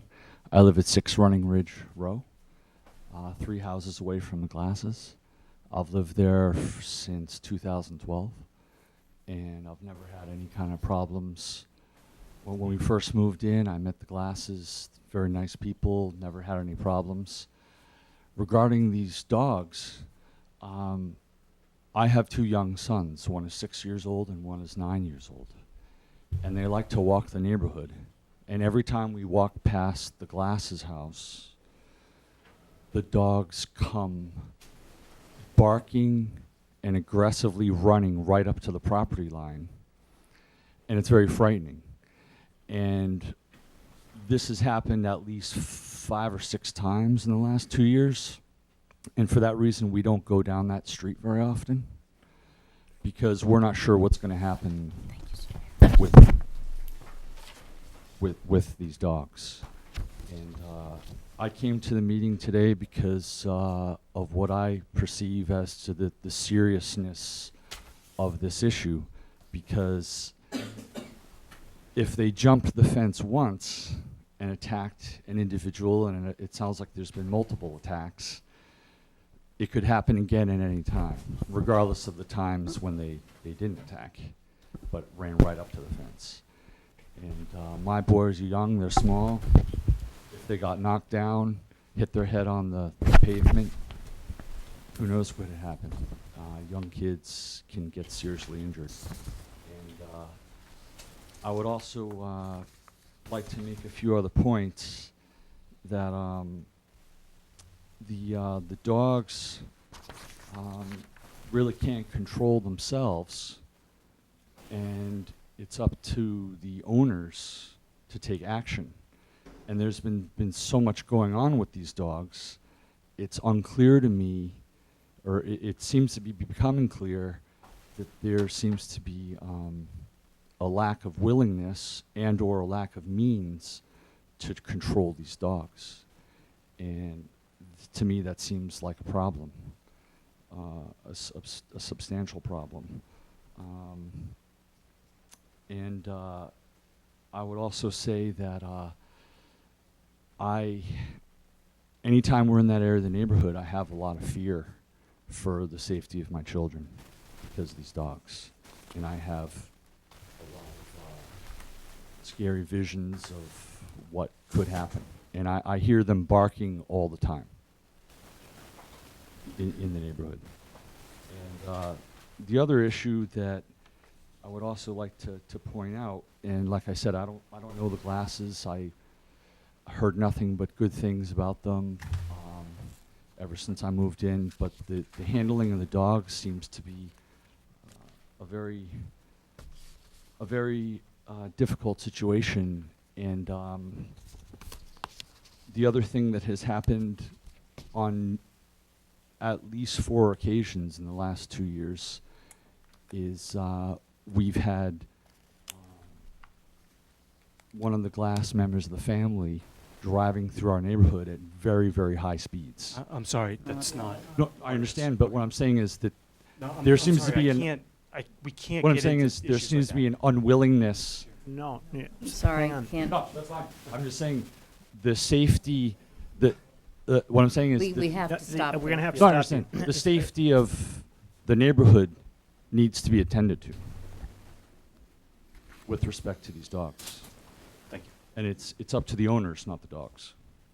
Okay, thank you. Thank you. I have a question. When you were walking with your sons, could you please say? When you were walking with your sons, and you observed the dogs coming aggressively up to the fence line and barking, did you ever speak to the Glasses about that behavior and your concerns about it? I did not. They usually were, there was no one present. Did you ever make a police report or a report to the animal control officer? Only about the barking. Yeah, I did, yes. Once. About the barking when you were walking or about the barking that you heard from your house? I think it was about the barking I heard from the house. Usually with the aggression, because I was operating under good faith, and Ms. Glass had, I think at one point said to me, and it was rumored that, oh, they're just barkers, they're perfectly safe. So once we were out of there and in the clear, I kind of went on the rest of my day. Okay.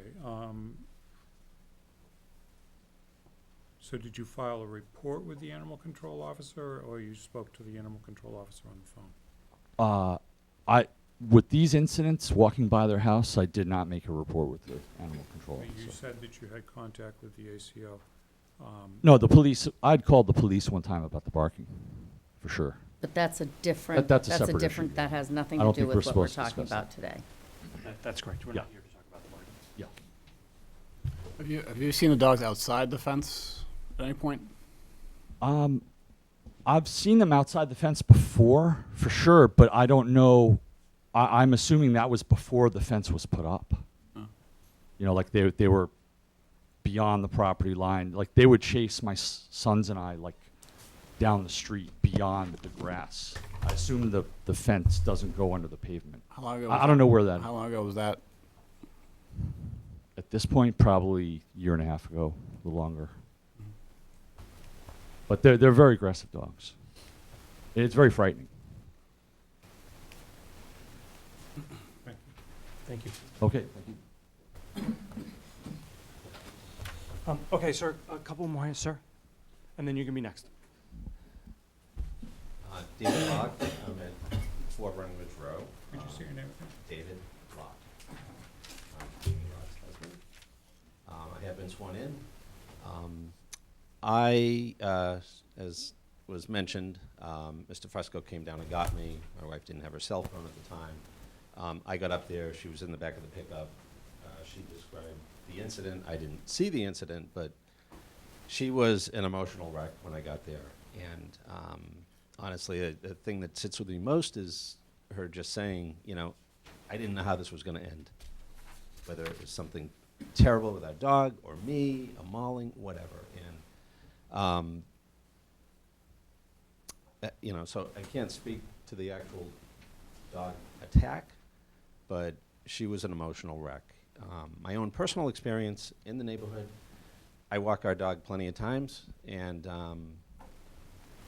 more recently than not, I'm walking in a different direction, but I do go up that way. And when I do, we keep to the far side of the road, because in the past, you know, when we approach the property and they realize somebody's coming and they realize a dog is coming, they bark at a minimum, or they charge the perimeter. And it's very threatening. And plenty of times I've been walking by and they're at the perimeter of the property, and I'm just wondering, what if they get through there?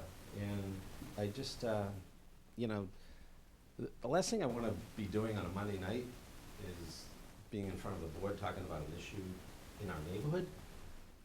But I really don't want to be hearing about another incident with this dog that is far worse than what happened to my wife. And it is, the Glasses did reach out to us to talk about the situation prior to this meeting. We respectfully declined, because it's, as much as it is a big issue involving my wife, it's a bigger issue for the neighborhood and the people in this town. So, you know, we're here so that the board can hear everything and act in you know, the best guidance of safety of the neighborhood and the people here. So, Through you, Mr. Chair, if I can ask a question. So the Glasses reached out to you prior to this hearing? through Officer Fitzgerald. Okay, so you didn't speak with them? We did not. Okay, did they No. sort of make any offer to you to try to resolve things before it got to this point? They had reached out to talk about it. Honestly, we just didn't feel it was our place to be negotiating this issue between them and ourselves, because it's much bigger than just my wife's incident. Questions from members of the board?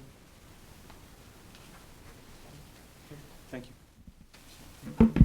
Yes, sir, in the back. And just to guess, is there anybody else from the public who wishes to be heard on this at this point? Okay, good. So this will be our last public comment, and then we'll turn things over to the Glass family to make their presentation. Are we able to, I did want to ask the animal control officer another question. Do we do that later then? You can do it now. Okay. All right. Well, let's. After you, No, go after ahead. you. Mr. Warnock can go first, and then we can ask questions. Good evening, my name is Ken Warnock, I live at 5 Ridge Row, I have been sworn in. I'll echo Keith's comment about it as a good neighborhood to live in. The kids go out and play the Glasses, Keith's, and it's a typical neighborhood. What I really like is the noise of the kids. There are dogs up and down the street, some which bark from the center of their property, some which bark from the edges. My point here tonight is really, I have a small child, he has friends over, he has walked Tuki, the Locke's dog, and I'm a skeptical engineer, and we talk of a fence. I don't know where the fence is, I don't know if it's functioning, I don't know about the collars. I do know, of late, when I have seen the dogs out there, my instinct has been, geez, are we good, are we not good? So my request to the board and everybody here tonight is to kind of clarify what I should expect, especially when I have, I don't think any of us, the Glass included, would ever want to see anybody, especially a child, further injured by the dog or even another dog. And I just want some clarification on how do I know when it's good, when it's safe to have my kids out in the neighborhood. They come and go, this is how it goes. It's how a neighborhood operates. And given what's gone on here, I'd just like to have some degree of reassurance on what should I expect, how do I know if the dogs are safe, not safe. I kind of hadn't thought about it. There are other dogs that when I bike and I ride up and down the roads, they chase me up and down. And this just really is a question now with this. And the dogs are identical looking to me. They're both beautiful dogs. Never want to see any harm come to them, but I also am concerned I don't want to see any harm come to people in the area as well. Thank you. Questions from members of the board? I guess, I do. have you seen the dogs outside the fence? I don't know where the fence is. I assume the fence is along the curb of the property because I don't think it's buried under the pavement. I guess, have you seen the dogs in the street? No, generally, I'm staying, I was going to say, as David Locke said, far to the other side of the street. So, and I don't know, somebody reminded me in the back if the collars beep or if they shock or what, so I've never quite been willing to test that. Thank you. Yes, board?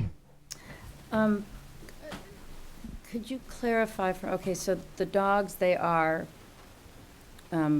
Great Pyrenees. Yes. So what are the ages of the two glass dogs and the sizes? What are they? Because it's a big dog, right? They're male and female. They gotta be 100 some odd pounds. I don't know exactly how much they weigh. Closer to 150, closer to 90? 110, maybe? I don't know. There's a lot of fur there, though, so that could be misleading as well. They're real long hair. They got double layer fur, so they got long hair and an undercoat.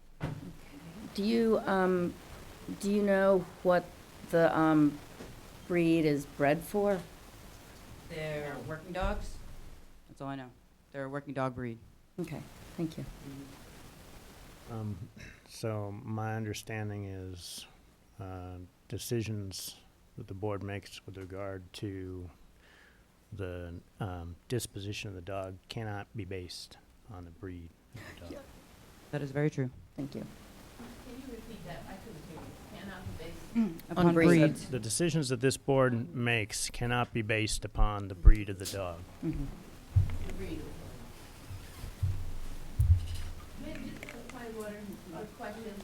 Wait. Actually, I'm going to say no. I'm going to just let this process be run by an attorney right now. I think we want to move along with the fact-finding portion. Other questions for the animal control officer before she steps down? Okay, thank you. Thank you. All right, so we're going to move on. The Glass family is represented by attorney Jeremy Cohen.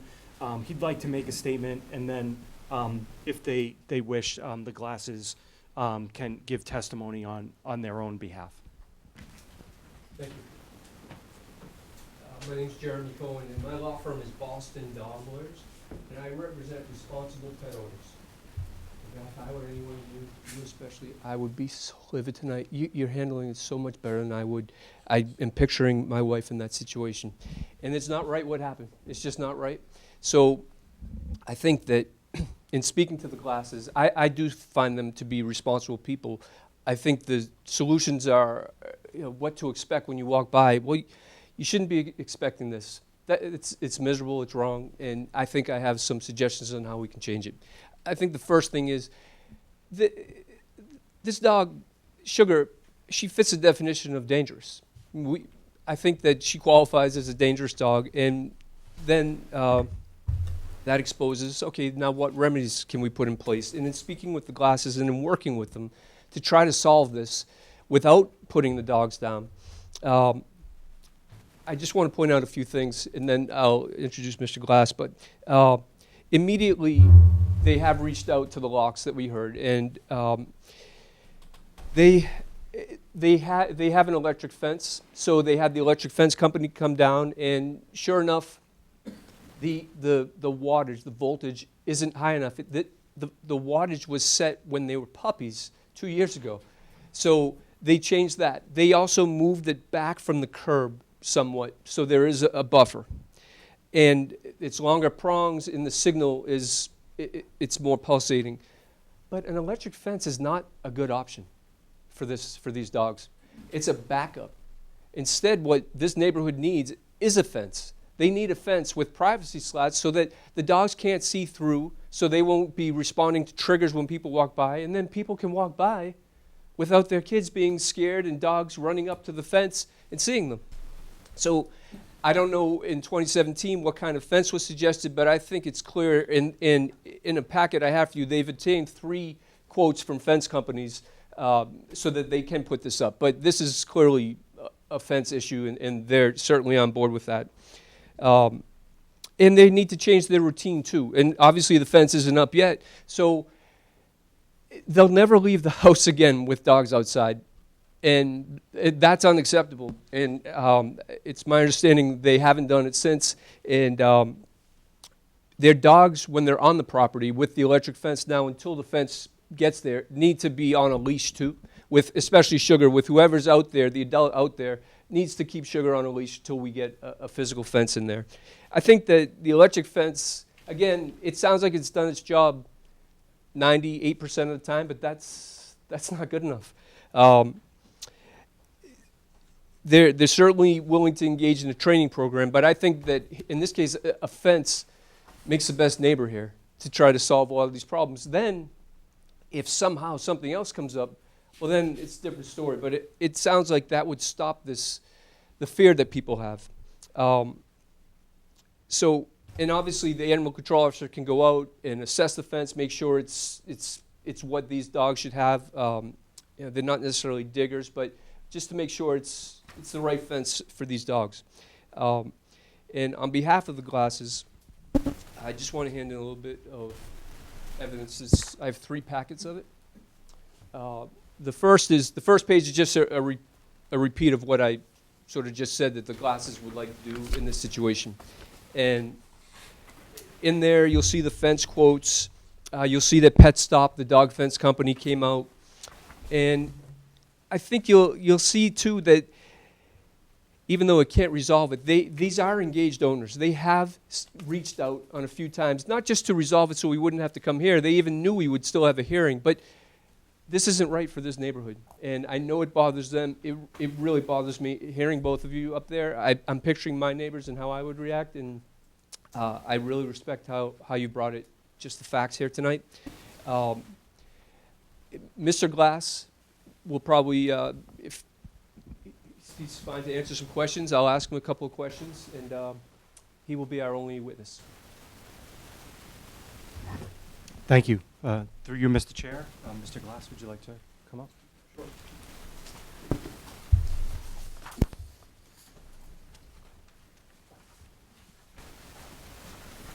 Chris Glass, 12 Woodcrest Road, Manchester, and I have been sworn in. Just a couple of questions. Yes. Well, you're here tonight. You heard this, and you heard what I've said. Are there any thoughts you want to share? I believe that Sugar is the dog in question, if there was ever any confusion about that. I think that her collar wasn't operating correctly, and you'll see the receipt from the fence company where they came out and they beefed up her collar, beefed up the signal, and moved the fence back. So I think my feeling is that this never would have happened if she never would have gone after Tukey if her collar was operating correctly. And we thought it was operating correctly, but it just, the fence company found out that it actually was not. And, so aside from Pet Stop coming down, I said that we need some testimony because I didn't testify. Have you had fence companies come out and give quotes? Yeah, so we've had 3 fence companies come out and give quotes to install a fence in the rear of the residence for the dogs. Okay. And that would still be in addition to keeping the In addition to the electric fence, correct, yep. Um, And they wear their collars, their electric collars, as well as bark collars, from the minute they get up in the morning until when they go to bed, every day. And that an adult will be present when the Yes. dogs are out? Can I ask a couple Yeah, questions go through you, Mr. Chair? So, I'm not quite familiar with the layout of your property. So, does the electric fence go around the entire perimeter, front and back? It does. It goes around the entire perimeter, front and back. We elected to go with the electric fence initially because our lot is not exactly square. And so, the fence that you're proposing, where is that going to be? That would be a smaller fence in the rear of the property. Okay, and so, would it be configured in such a way that you would open a door to the house and the dogs would immediately be in the fenced area? Correct, correct. Okay. And, you know, what is the general size of the fence? I believe it's a 5-foot fence is what we had the quote for. There were quotes for different size fences, but I think it was about a 5-foot fence. I think the dogs weigh about 90 for the female and 100, so they would not be able to jump over that fence. Is there any possibility of putting something a short distance underneath so that they can't dig under? I haven't talked to the fence company about that. I've never seen them try to dig or burrow, or it doesn't seem like It might be a possibility, I just don't know. And do you ever walk the dogs in the neighborhood, or? We do. Okay. And are the dogs always leashed when you walk them? Yes, they are. Other questions from members of the board? Yeah, what was your decision-making process that went into going out and getting fence quotes? Well, you know, obviously we love our animals, but we would be very concerned if this ever happened again. And you know, we're very sorry to the Locks as well for having this situation happen. So our initial feeling was that we sure wouldn't want that to happen to anybody else, for sure. What is the time frame that you're looking at in to have the fence installed? You know, I haven't come up with a time frame yet.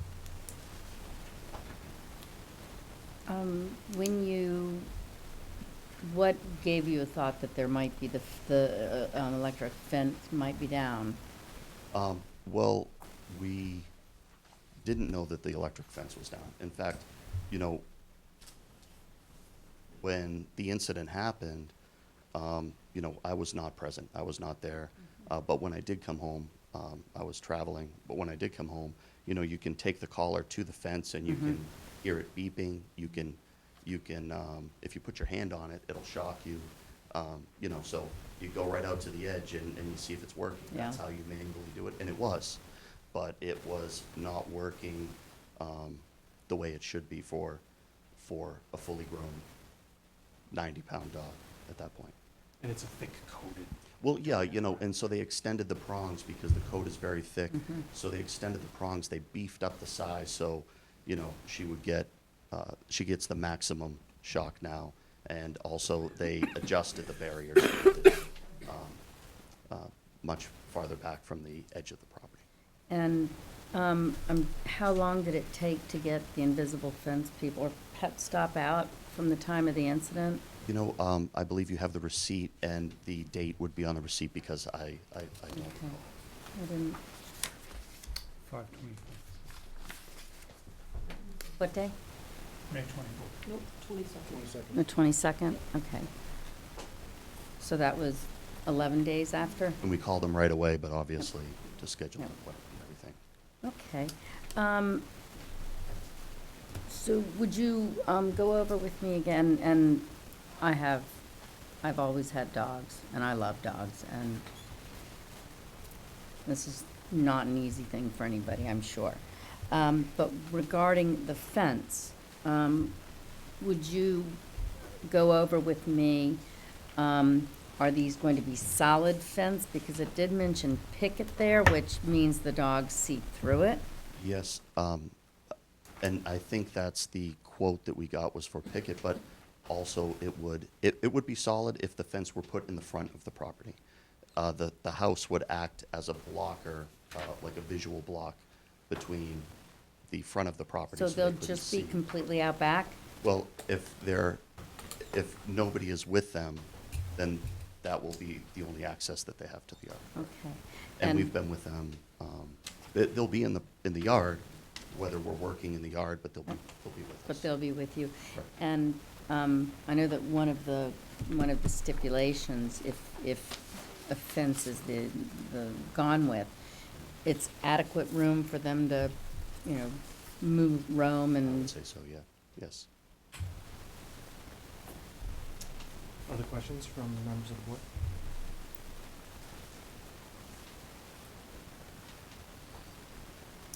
Nope.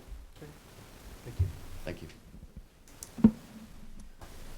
Anything else, Attorney Collins? No, thank you. just a moment. I have a question for Attorney Cohen. When you first started to speak, you said these dogs fit the designation of dangerous dogs. And what do you base that on? Sugar does. Sugar does.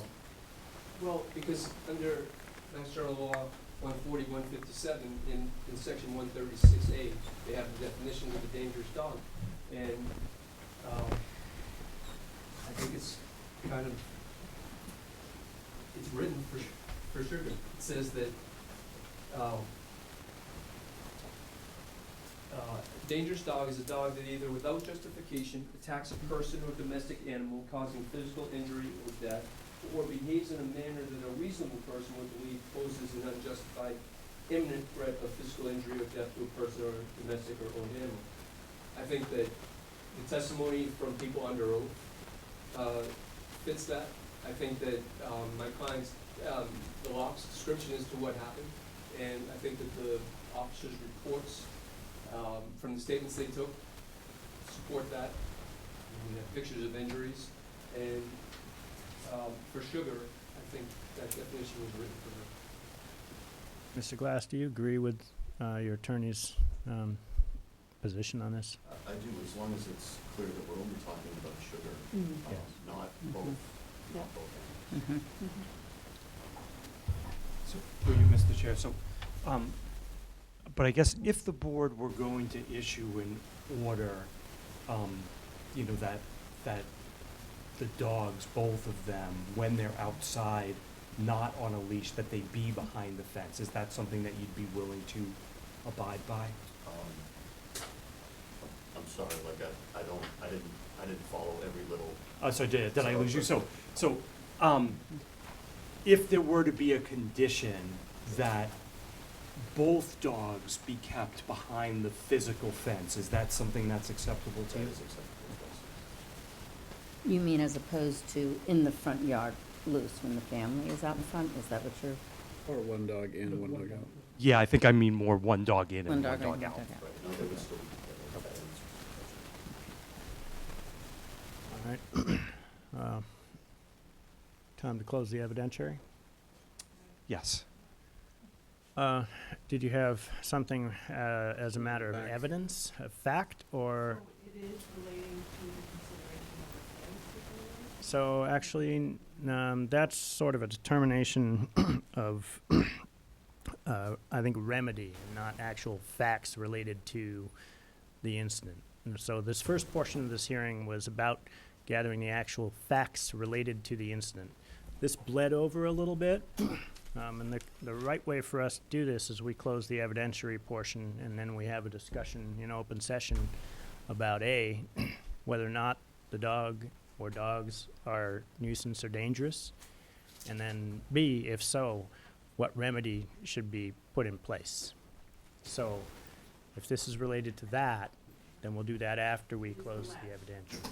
All right, so I will take a motion that we close the evidentiary portion of this hearing. So moved. Second? Second.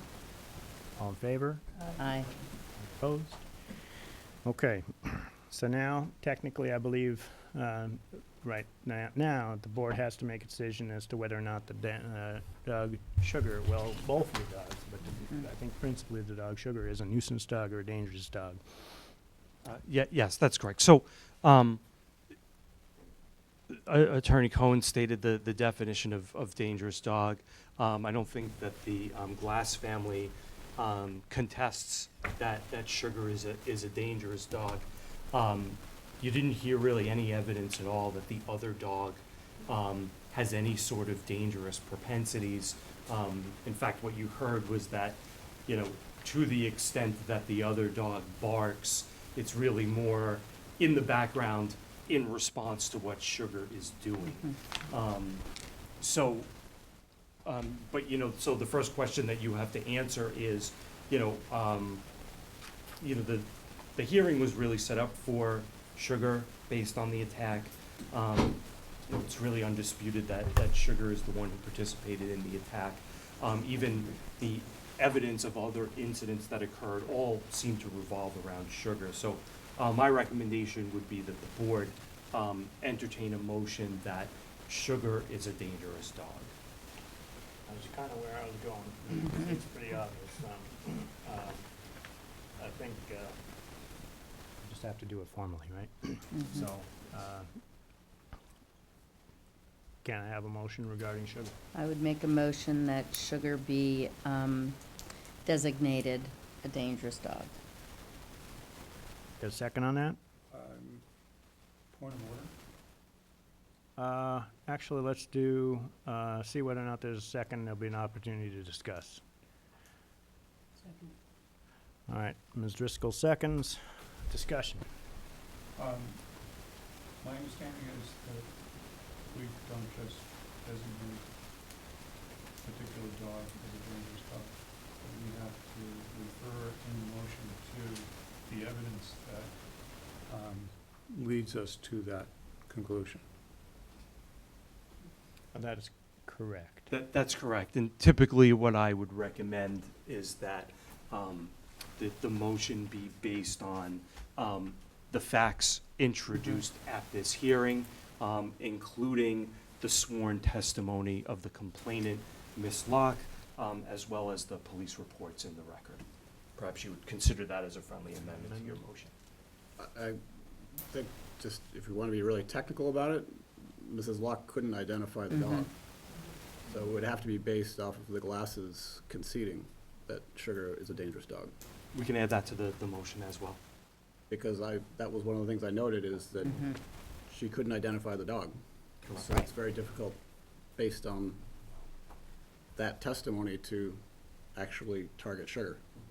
However, all the people who know the dogs and who've walked by myriad times say that Sugar is the aggressor. So this, and we're taking all the evidence in, I agree with you, but right? technically speaking, there is no evidence that Sugar actually was the one who bit, other than the glasses designating Sugar. So if we want to base it off of what the glasses or the glasses attorney says, then that's fine, but I'm not disputing that someone was attacked. I'm just, Right. we have a problem in that actually the dog can't be identified, and there's two and they look alike, and there's a confusion as to which one is which, so. And it is, and do we have You a either problem with designate that? both of them and just blanket both of them, or you concede that you don't know which one it was. I'm not saying that we don't have a problem. We have a problem. Right, The problem is that we can't figure out which dog technically it was. right. But if we go off of what the glasses are, signaling, then I think that's sufficient to move forward. So you could do one of two things here. Okay, the first is we can base your determination of dangerous based on the acquiescence of the glasses that Sugar is a dangerous dog. They did so through their attorney and Mr. Glass as well. Another option here as we sort of sway a little bit into potential remedy, and that is if you're inclined to accept that a fence is a solution here. The evidence is really that, the electric fence for a short period of time was not effectively working. But when the fence was working, the testimony across the board was that it was containing the dogs and they were not getting out. These dogs have already been declared nuisance dogs based on excessive barking. You could further declare that the dogs are nuisance dogs based on charging at the electric fence, and issue an order based on that. Well, except that dangerous dogs also are classified based on whether or not a reasonable person has a fear. Correct. I'm certainly not disputing that there's sufficient evidence to declare one of these dogs a dangerous dog. I understand. But, it kind of gets us around your identification concern if maybe we were to go the other way. Well, I think to what Arthur is saying, and to properly do what we're here to do, it's really impossible for us to separate one dog from the other, based on what we've heard.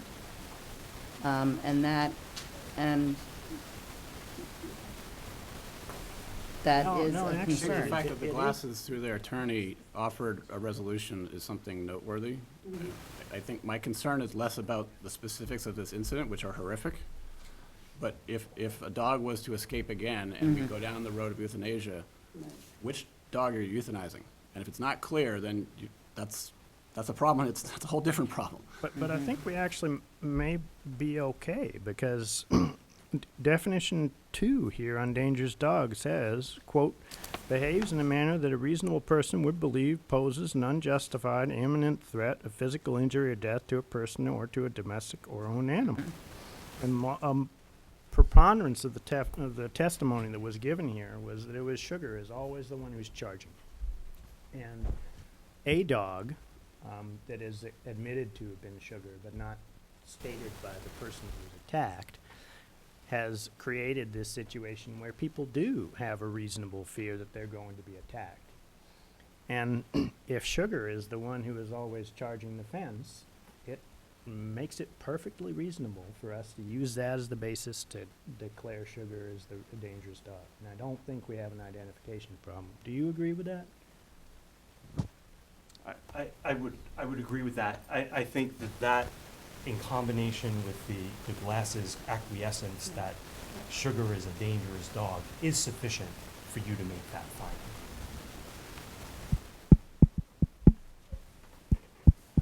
I would like to ask that we change the language of acquiescence to stipulation. Acquiescence doesn't hold much water with me, but a stipulation would hold water. So in the interest That they would stipulate that this dog Sugar is a dangerous dog. In the interest of moving this along, I understand we need to get this right, and I'm a very pedantic person. I think we're starting to get a little bit. We have to get a motion. Okay, so It's reasonable. perhaps the motion could be motion that the dog known as Sugar is a dangerous dog based on the stipulation of its owner that the dog is dangerous.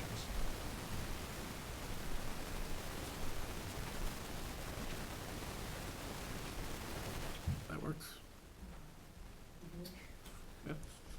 So someone can say so moved. So moved. Got a second? Second? I was just gonna say, if you're gonna go on that number 2, then you have to also say that based on the testimony as well. I think we can go on their, for purposes of this finding, we can go on their stipulation since they're not contesting the fact that Sugar is dangerous. Okay. So we have a motion. Was there a second on that? Yeah. Yes. Yes. Okay. Any discussion? All in favor? Aye. Aye. Any opposed? Okay. Now, So now the question is to the Glasses, do they stipulate to that? The what? what's that? They did. Yes, They did. yeah, I yeah. specifically asked Mr. Glass. Yeah. Okay, I'm sorry. They- Yeah. Okay, so having found that the dog Sugar is a dangerous dog, the statute sets forth certain options for you to consider restraint or disposal of that dog. And just for the record, I'll read what those options are. I think you all have them in front of you. If the Board of Selectmen deems a dog a dangerous dog, it shall order one or more of the following remedies. 1, that the dog be humanely restrained, but not chained, tethered, or otherwise tied to an inanimate object, including a tree, post, or building. 2, that the dog be confined to the premises of its owner or keeper, either indoors or outdoors, properly sheltered from the elements in a secure, enclosed, and locked pen or dog-run area with a secure roof, and, if the enclosure has no floor, with the sides not less than 2 feet embedded into the ground. 3, that when removed from the premises of the owner or keeper, the dog shall be securely and humanely muzzled and restrained with a chain or other tethering device having a minimum tensile strength of 300 pounds and not exceeding 3 feet in length.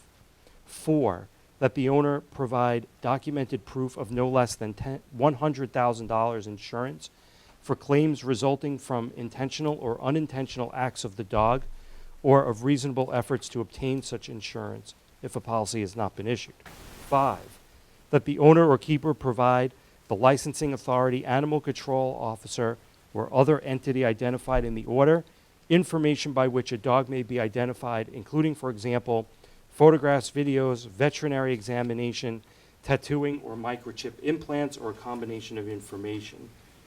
6, that the dog be altered so that it is unable to reproduce unless its owner or keeper provides evidence that a veterinarian is of the opinion that the dog is unfit for alterations because of medical conditions, or 7, that the dog be humanely euthanized. It further provides no order shall issue directing that a dog deemed dangerous be removed from the town or city in which the owner of the dog resides. So again, this is sort of a menu of options for you. You can choose any one or combination of these options.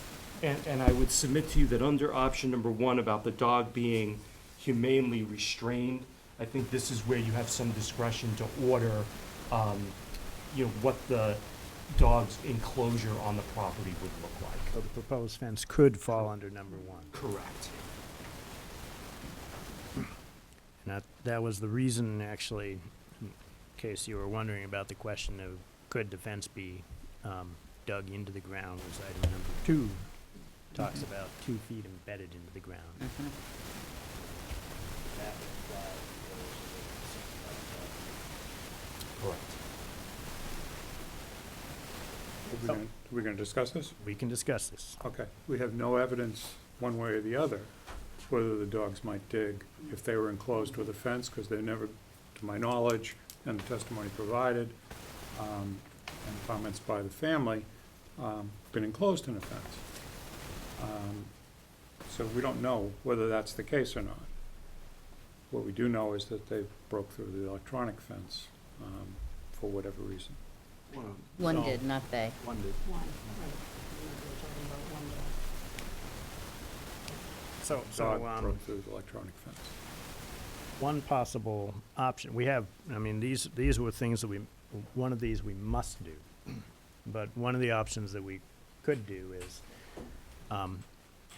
require that the fence be established and then follow up with the ACO to look to see whether or not the dog is showing signs of turning into a dog that will dig, and then further require that something be embedded into the ground, if that's the case. Is that something that we can do? Is that an option? I think you could certainly have the animal control officer follow up, and then, if there's evidence or determination that your order is not sufficient to protect public safety, you could reopen the hearing and amend your order.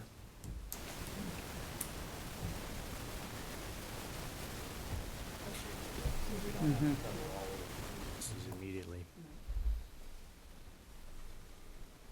One thing I would suggest, given the particular facts of this case and the identification problem that we talked about, you might want to consider the microchip requirement. It's not harmful to the dogs in any way, and I think it is a relatively low-cost option. For both of the dogs? Yes. Are the How would you know, in this particular case, when Mrs. Locke was attacked,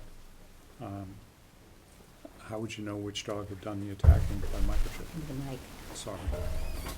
Well, in this case, you wouldn't. But if another case arose where the dog did attack somebody and was captured, then you'd have a means of clearly and specifically identifying the animal. Is it,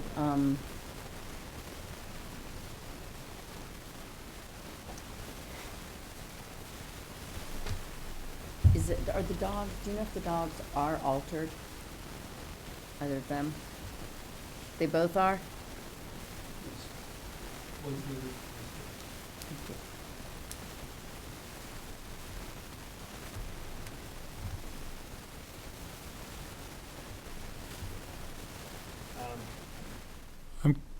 Comments? I'm concerned about the dogs off the property. and whether Sugar needs to have a muzzle or restraint off the property. This dog has bitten at least one other dog and a human being. And I'm concerned about the dog being off the property. I mean, we're talking about restraining and containing the dog within the property, but I'm concerned about, you said that you walk the dog sometimes in the neighborhood. Concerned about the safety of the neighborhood with this dog if it's out in the neighborhood on a leash. I would agree with that, and the fact that the dog knocked an adult down 3 times, are we able to stipulate the dog not, unless it's going to a vet or something, not leave the property? So, one option might be to issue an order that says that the glasses are required to install the physical fence in their backyard, and that if the dogs are going to be outdoors, they either be within the physical fence or they be muzzled and leashed, held by an adult or person capable of controlling the dogs. In the front yard? Because the front yard's not going to be... Anytime that they're not behind the physical fence. I would agree, though, with Jeff. I think that the incident occurred off the property. And so if Sugar leaves the property, if she decides she wants to go after somebody, muzzled or no, she could still potentially get loose and go knock somebody down, and that could cause injury if somebody hits their head on the cement or whatever, and I think that's part of what we have to take into consideration, given that she's deemed a dangerous dog. So the requirement that she be on leash and/or, at minimum leash, is the feeling that muzzle be included in that, or no? In the front yard, I think so. If the dog is not behind a fence, I think the dog should have a muzzle on. For the kind of muzzle that enables the dog to drink the water, though. They've got to be able to...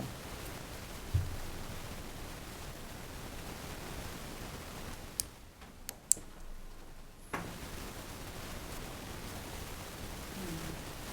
don't know if I'm as far as the muzzle yet. On leash, absolutely. Even the backyard, where the millions go.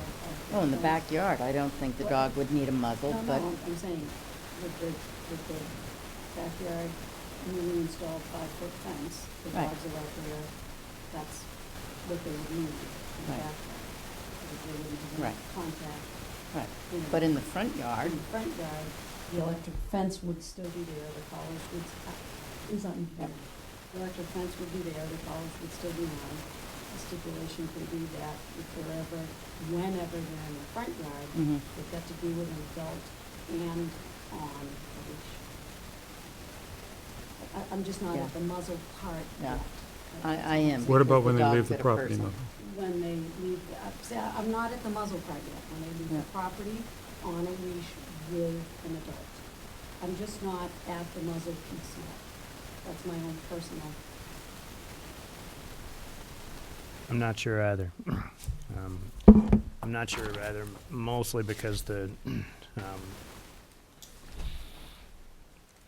like virtually all the testimony is related around the actual property lines, and But my concern being that the bite occurred yeah. off the property. We're not, right. And that's, it's one thing if someone goes on to somebody's property and a dog is perceives itself defending the property. This was off the property. I guess I'm just trying to never get us to the point of having to put a dog down. Oh, I don't want to do that. So- I agree. I'm feeling like that's where I'm not at the muzzle yet, because if we felt like then there was a violation in any of the process after tonight, then it becomes a muzzle immediately. I feel like I want to leave one more little space. Believe me, I'm not advocating for the dog to go bite anything. Right. But I also don't want to put a large amount of restrictions on it and then have something happen and then we're at information. I think that. That's where I'm stuck. And I agree. I completely agree with that. However, we have a dog that has bitten. And my concern is that,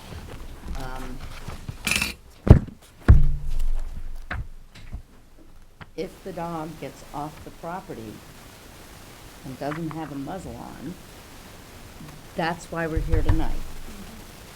And, yeah, and I'm just, that does concern me, and, I agree. I would not want to ask someone to have to put the dog down. I would,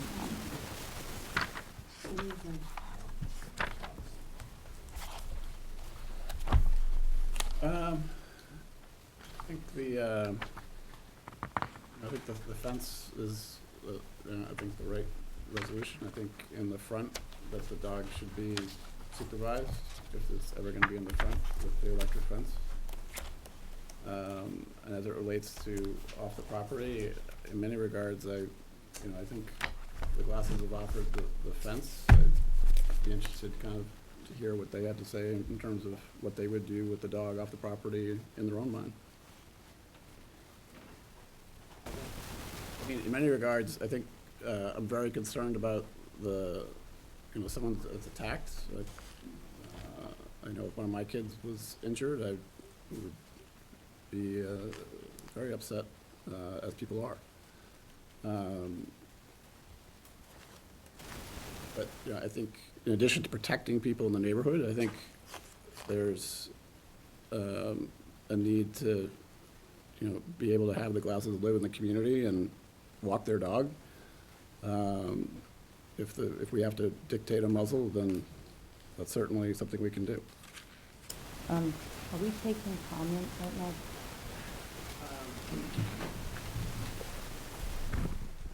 Well, this isn't a comment since I'm not on the, but I can tell you the issue with the muzzle, that what they are committing to is one person, one adult, one of them walks one dog at a time with the shorter leash. So that's the difference of the dog running loose without a muzzle, or when the dog's off the property. My concern is similar to Muffins, is that if there's another incident, I think we're going to be backed into a corner. So I would avoid that incident at all costs, for the sake of people's health and safety, as well as out of consideration for an animal. I think it's incumbent on all of us to figure out how to make sure this never happens again. So if it's a muzzle that is going to categorically prevent it, then so be it. But I think it's important that we also recognize that everybody in this room, community-wise, needs to kind of coexist going forward, in addition to this situation with the dog. And I think it's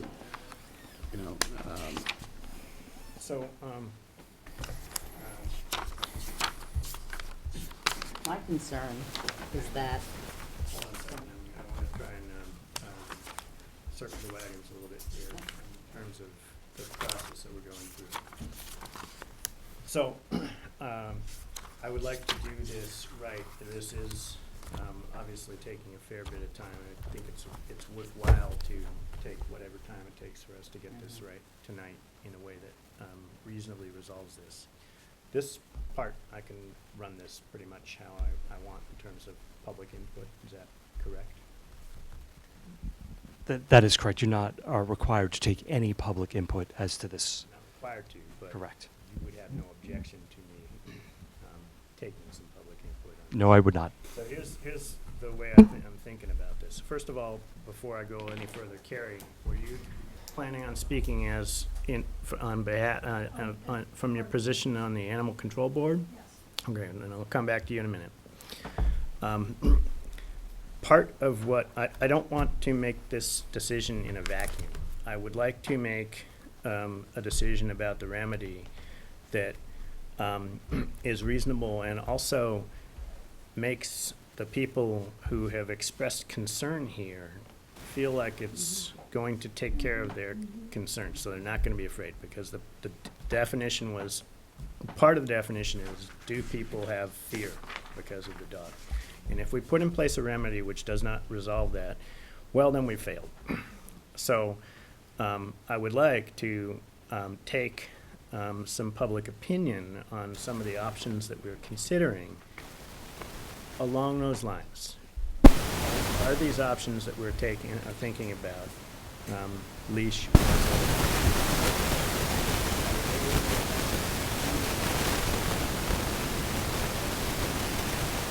make your fear go away?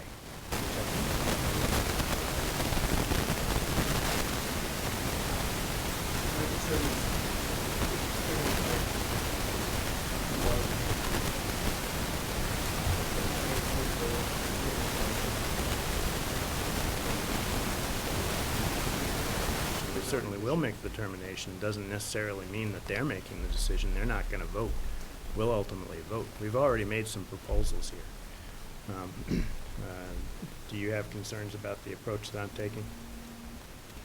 No, Mr. Chair, it's your meeting. You can solicit whatever input you wish, but ultimately, yes, it's the board's vote that has to decide what remedy is going to be issued. There have been times when we have made decisions that members of the public haven't entirely agreed with. You can't always reach compromise.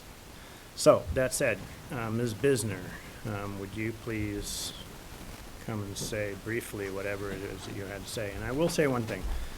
We can't let this phase go on forever. We're all going to roast and stop making good decisions fairly quickly. In fact, can somebody open that window? Go ahead. Hi, I'm Carrie Bisner. I live at 5 Big Rock Road. I have been sworn in. I am the chairman of the Animal Control Board. We have developed some recommendations for these kinds of processes in prior public meetings.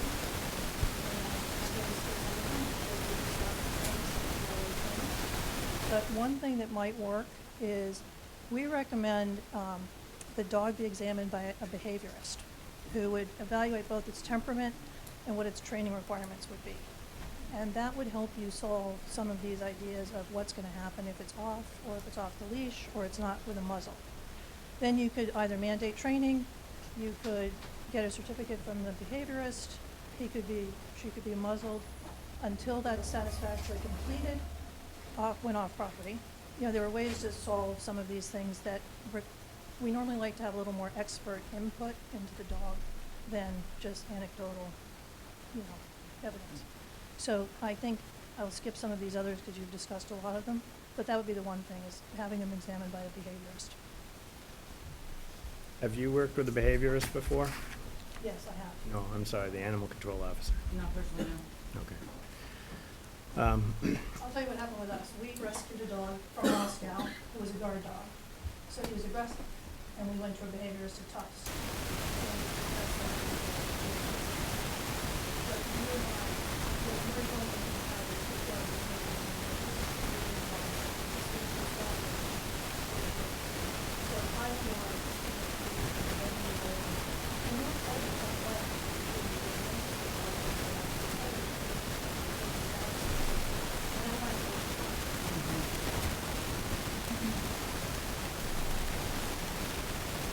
Okay, something we can consider. I do have some concerns about that, but I'm going to go and get a little bit more public input now. I think you were actually asking a little while ago to say something, so I'm going to let you speak. And again, when you come up, identify yourself again, because we may remember who you are, but Ms. Hundrey here is taking the minutes, and it makes it easier for her if you re-identify herself so she doesn't have to kind of guess. Michaela Hernack, I live at 9 Woodcrest Road. I have been sworn in. I have some, I think, questions about the potential fence option that I think I'd like to get some clarification on that. So the Glasses property, for those of you who don't know it, is kind of two houses that are in a very wide Y shape. So when they talk about the fencing in the back of the property as their front-facing neighbor, I don't understand what that could mean.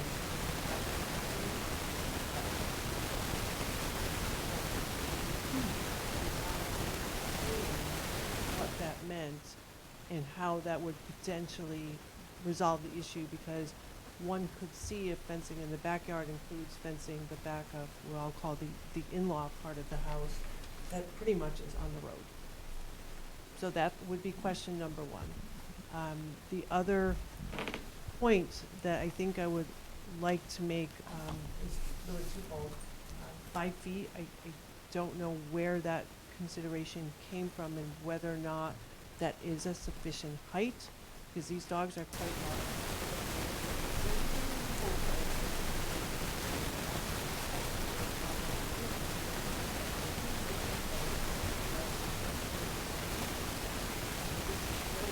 Question I have then is probably more of an observation. These dogs bark if they're in the house when I walk by. You can't.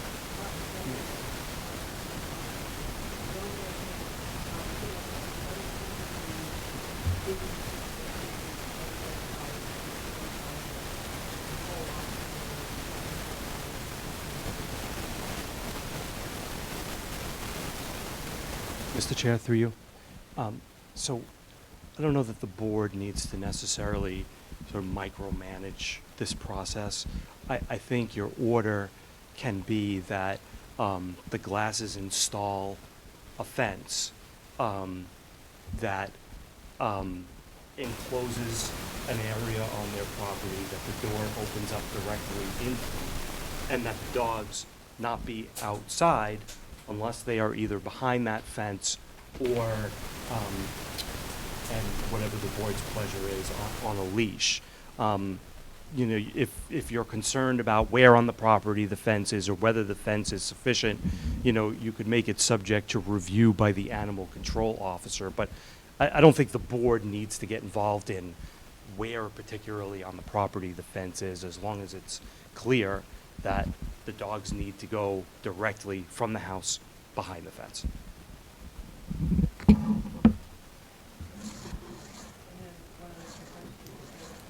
Gate from that fence that potentially opens out, because that's an area of potential egress that could be an issue. Thank you. It would have a padlock on it, and it'd also be supported again by the electric fence backup. But it would certainly, if they're gonna go to the expense of a gate, of a fence, right, they're gonna have a gate that's not gonna let the dog out. You know, but they have 5 children. And That's, Mr. no, Chair. no. We'll be here forever working out the details of the fence. We can't do that. Yep. Keith Bellucci, 6 Running Ridge Road, been sworn in. I don't think we should overlook the size of the dogs, because in the attack we had, it wasn't just the bite, but it's very fortunate that a woman of this age, if she ever suffered a broken hip. So I think that the size of the dogs is an important issue to address in terms of safety. This is so wrong right now. This is why we would appeal it and waste 2 hours. We served this up to you. I did my part in 15 minutes.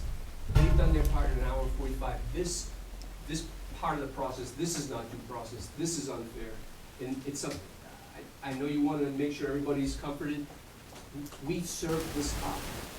And we're not going to please everybody, but they have credibility in the neighborhood. They're addressing it, and they're doing everything they can right now. And this fence, the fence should have been ordered by this group in 2017. Shame on anybody here who never said, why wouldn't you put a wooden fence up? So now we're gonna do it. But this stuff here, this makes me want to say, you know what, just appeal it, let's go to court. Because these people, this isn't right what we're hearing right now. I think you gotta bring it in, please, and make a decision. We're giving it to you. This is You nonsense, know, what we're this wasting our isn't, time with. and this isn't easy I for know it's not. anybody I know it. sitting here. 2.5 hours, I know. And it was 2.5 hours the last time, and if it needs to be longer so that everybody here and there is okay to walk out the door, then that's what we need to do. That's not what the law says you should do, and that's what I'm here. The law doesn't, I don't think it says, that's why I asked Mr. Corbo what I need to do in this part of the hearing. The law states fairly clearly what I have to do in the front part of the hearing and gives me the options of the menu that we have to choose from. And I don't think that what I'm doing here is being particularly unreasonable. I think I'm trying to get to something that ultimately is going to not make the glasses have to come back. Agreed. I think what some of the comments are, I think the comments are Fair enough. And you know what? I totally understand that. And maybe some people are going to say some things that aren't particularly reasonable. Whether or not we take them into consideration in our decision is the part of the reason why we're sitting here. And they're not making the decision. We're burning a little extra time right now to get everything said. And I've been known in the past to let people speak a lot more than we should, and we spend a little extra time. There are some times when I do think that's important. And, you know, at the end of this hearing, you're going to walk out, and we're going to sit here for some more time, and we're going to go over some very exciting correspondence. So please, just bear with me a little bit more here. Thank you. Yes, sir. And we will try to move this along. David Locke, 4 Running Ridge Row. I have been sworn in. My wife is the complainant. I appreciate what the glasses have done prior to this meeting to come in with these. My only comment to them is I do think that those dogs they're big enough to get up on my shoulders with their front paws. I just think it should be high enough that the dogs aren't hanging over the top of the fence. Again, to Attorney Cohen and the glasses, I think they put a lot of time into this. Okay. I'm going to take, I see two hands raised. I'm going to take those 2 comments, and then I'm going to call it a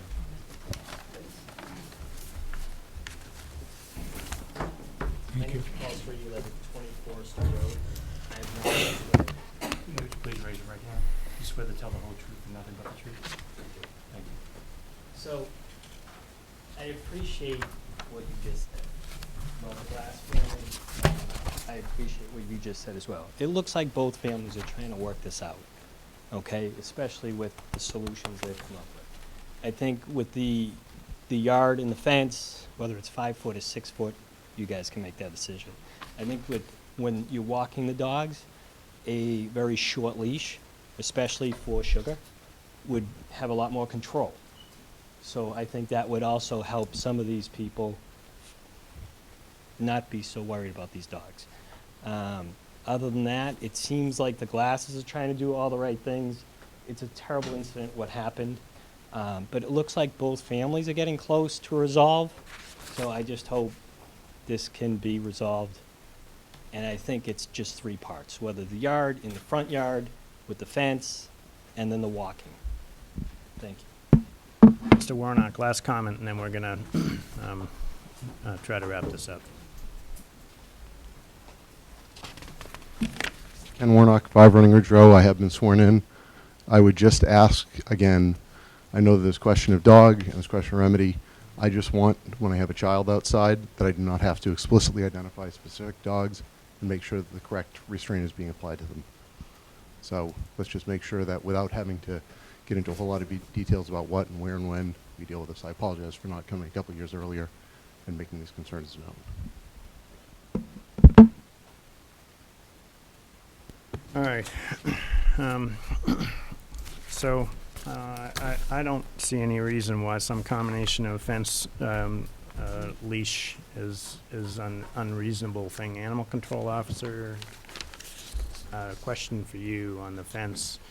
Are you, have you had experience with enclosures for dogs and ensuring This is my that- third hearing for a dangerous dog hearing, and both times fence has been implemented.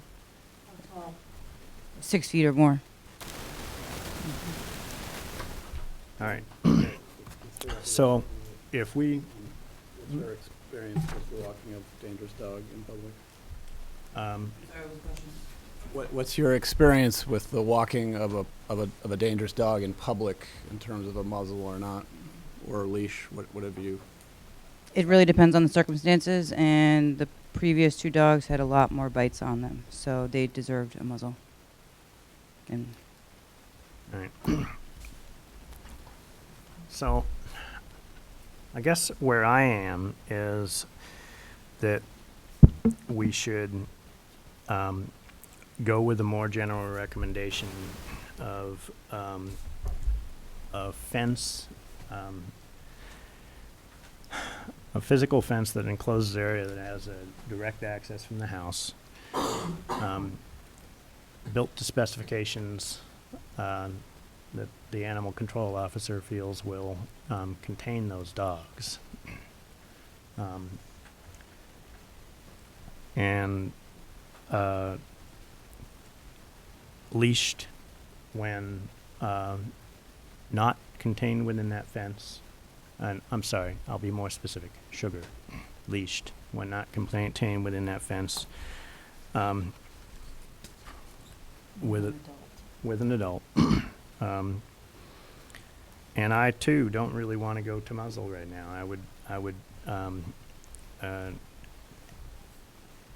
I think that I would like to be able to reopen this hearing if the animal control officer feels these measures are not being taken into account or not being followed properly.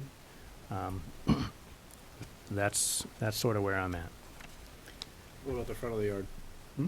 What about the front of the yard? Well, I don't want to define the front of the yard because I think the property is difficult. I think that we need to do an So the enclosed part of the area. road, that part of the property that is on the road. That's Not on their property. If they go onto their property in the front of the house and it's not within the enclosed part that's in the back of the house, If they're out of the enclosed area, they have to be on a leash. Or Sugar has to be on a leash. With an adult. Off the property, leash, with an adult. leashed on the property as With an well. adult, leash, off the property, with an adult, Not leashed in the enclosure. I would actually like to go a little bit, excuse me, thank you. I would like to take it a little bit further. I think that, she did say 6-foot fence, and I think we should stipulate that, but I also think that we need to stipulate that it be solid, that it's not a see-through fence where the dogs can be,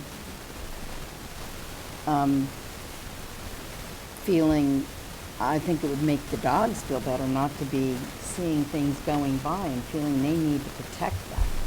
So if you have a fence that's solid, they're going to be less, not feel they have to be barking or lunging or trying to protect. And I would like to be able to say that if they do start to dig, we revisit that. I will say that I'm still not comfortable with Sugar not being muzzled because she has bitten both a dog and a person. And what we've been asked is to make sure that when people are out, they feel safe. And if Sugar is off the property on a leash and not muzzled and gets loose, that's on us because she's had this problem. I just think that if they have to come before us again for the same reason, that is serious. This is serious, but that's there's no excuse for that. Absolutely, I think a behaviorist is a great idea. Yeah. Prior to the muzzling, I would. That one because I think it's gonna be very difficult for us to judge, the outcome. Well, I think that's what animal control officer. Right. But I just, we have to make sure people over there feel safe. And I know you, Greg. I'm not sitting here saying I know. I know you know that. And I kinda think the fence and the leash should probably do that. hmm?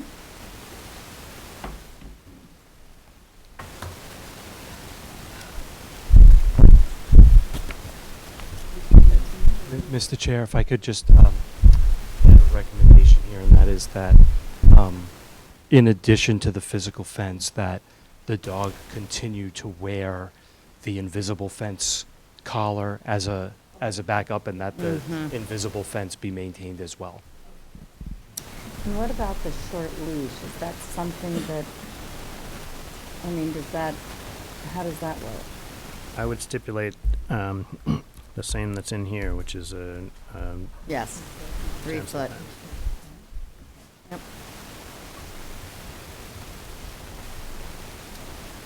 And does it matter what the construction of the fence is? No, I don't I wanna mean- get into the details of the construction. I only It's wonder just that 'cause the it- animal control officer feels is sufficient to control. Can I get clarification on the fence that you're proposing? Does one side of this fence run on the property line? Or Well, how close does it get to the property line? I don't know exactly what the estimate is for running along the back side of the property line, which is woods.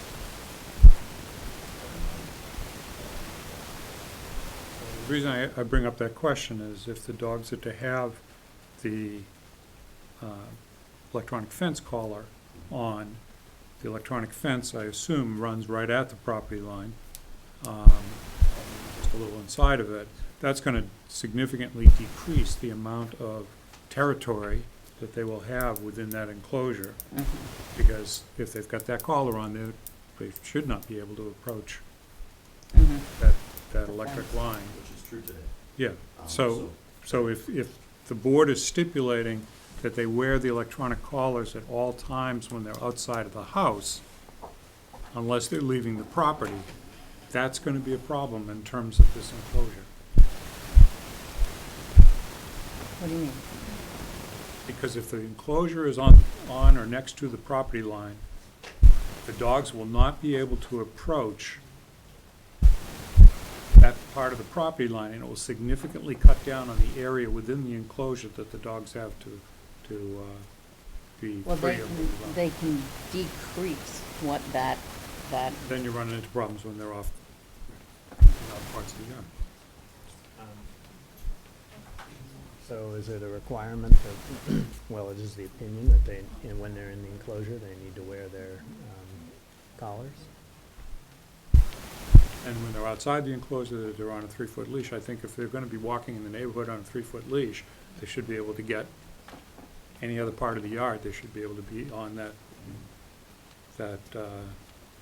I don't know that the electronic fence is gonna be. I'm not sure how to That's what resolve I'm that. in containing this dog. I understand that you've done the things that you need to do to adjust the fence, and that it may be working now, but I'm concerned about them having the area that they can be free in that pen really being cut down by the electronic fence, if they have to have that collar on at all times. That makes sense. So do they need to have, can you put the electric fence outside the wooden fence? Or along the bottom of the wooden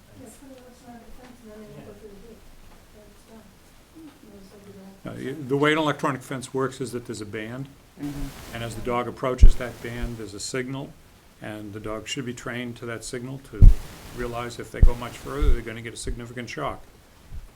That's why I asked my question about whether the dog writhed or showed any sign of shock when they went through the fence. They didn't. The electronic fence at that point At was that not point, working. it was faulty. It was not working.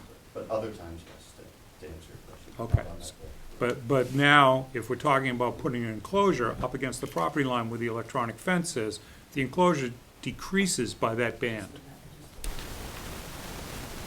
So Is that a bad thing to keep them away I think from we've the got to fence? decide whether we're going to rely on the electronic fence at all, or whether the dog needs to Not be. having their collars on at all times anyway, so if that speeds your process along. You plan on having which collars?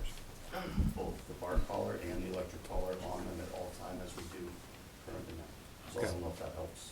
So, Mr. Chair, if I could just weigh in. So my Okay. thinking in having the electric fence backup would be that there'd be a certain area on the property that has the physical fence, and that's where the dog would be kept when it's outdoors, the primary. But, you know, let's say somebody opens the front door and the dog runs out, then it's got the electric collar so that it doesn't continue on into the road. Or if somebody opens the gate and the dog runs out, so the electric fence is supposed to be a backup. And I guess to the extent that the electric fence reduces the amount of area within the physical fence, the glasses could always make the area of the physical fence bigger or reduce the size of the electric fence. You know, that could be something within their discretion. But again, the purpose of the electric fence is just to have a backup so that if the dog does get out, there's an extra set of controls there.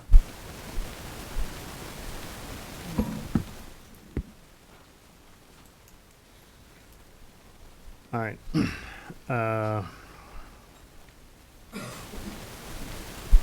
So as far as the fence is concerned, can I just take these one piece at a time? So is this wording sufficient and reasonable? And the glasses shall have installed a fence of no less than 6 feet that the dog cannot see through, that the ACO deems sufficient to contain the animal. The enclosed area shall be accessible directly from the house. I would just add the word physical fence, just so it's a physical fence. Physical fence.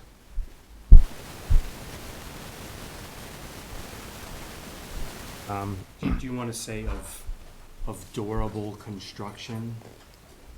No, I'm gonna say that the ACO, well, deems sufficient to contain. I mean, So, I'm happy to add of durable construction. I mean, why not? I mean, Doesn't hurt.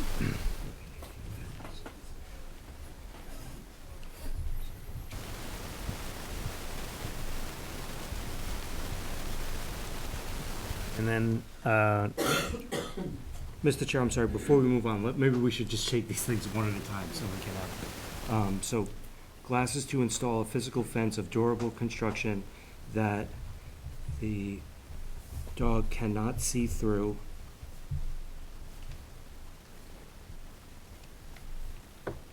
That is at least 6 feet high, and that, what was it, that the animal control officer deems sufficient to contain the animal. what about the door? How did you phrase the door? The enclosed area shall be accessible directly from the house. Enclosed area shall be accessible directly to the house.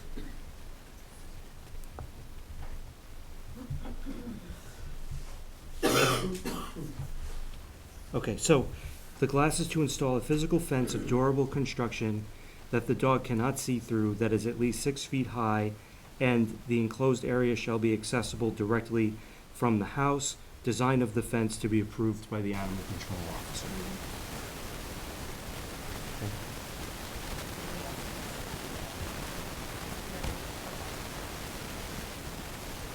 This is at least 6 feet high.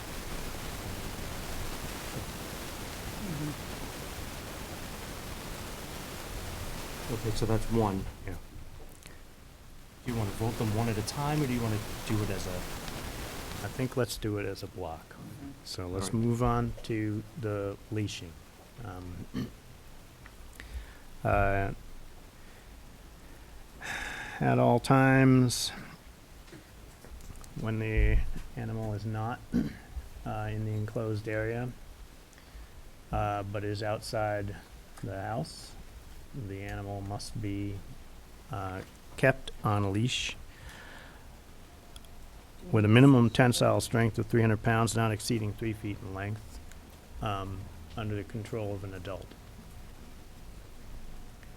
So that covers the front yard, and it covers on walks. Do we have to say sugar as opposed to the animal? Does it matter? Do we have to say sugar? I think it's all. Sugar's the dog that we've deemed dangerous. So what is it, so, tensile strength of 300 pounds.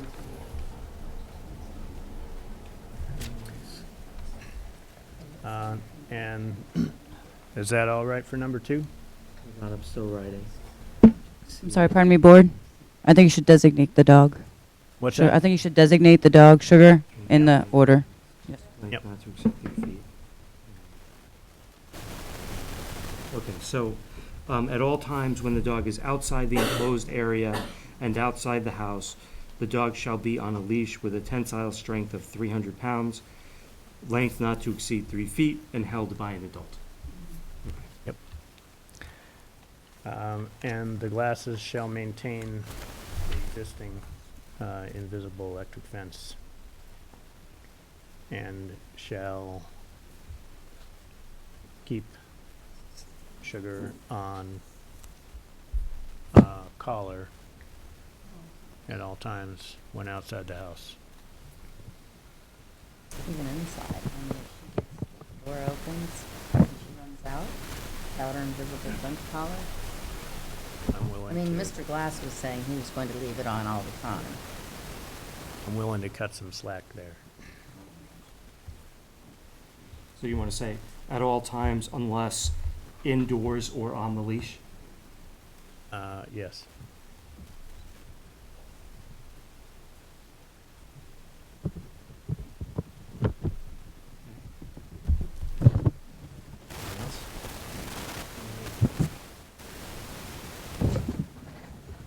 Okay, so should I read the whole Yes, thing? please. And then we can have someone make it as a motion?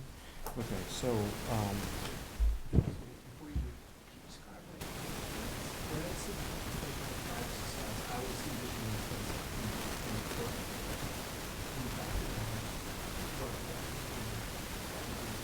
I mean, they need a solid fence, but they have to be pretty practices.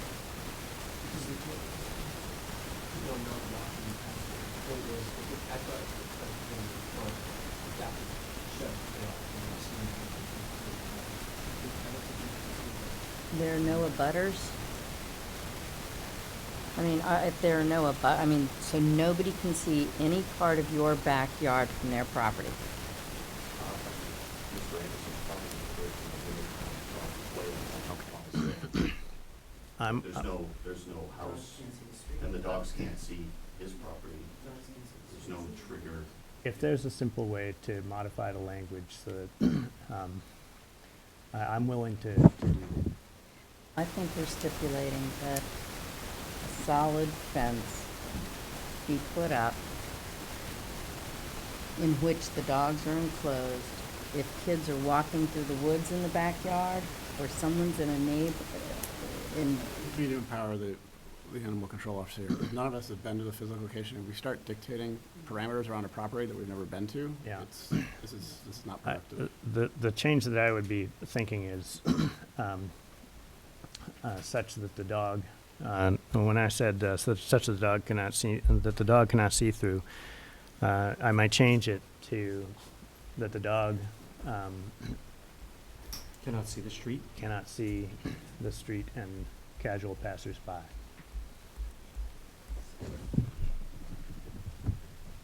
I'm a little uncomfortable with that. The objective, let's not, casual passengers by like that. The objective is The to objective keep is to people. make sure the dogs don't bark and that they don't get out. No, not that they don't bark, but they don't feel they need to be Hearing we protected. had was because they were barking, and this one because they bit somebody. So the two things we're trying to avoid is them barking and them biting somebody. So I would empower the animal control officer to achieve those objectives, and let's not get into fence design. So do we want to take out the see-through I've never part been to the altogether? property. I can't tell you what it should look like or how it should run. We're we're flying in the dark here. So are we taking out see-through altogether?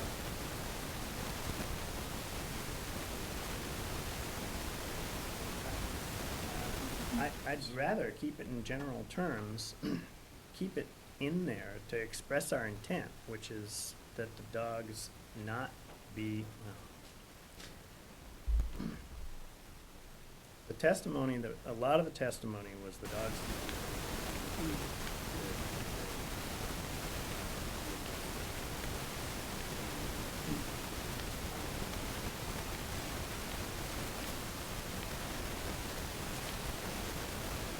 It would seem like cannot see the street would cover that.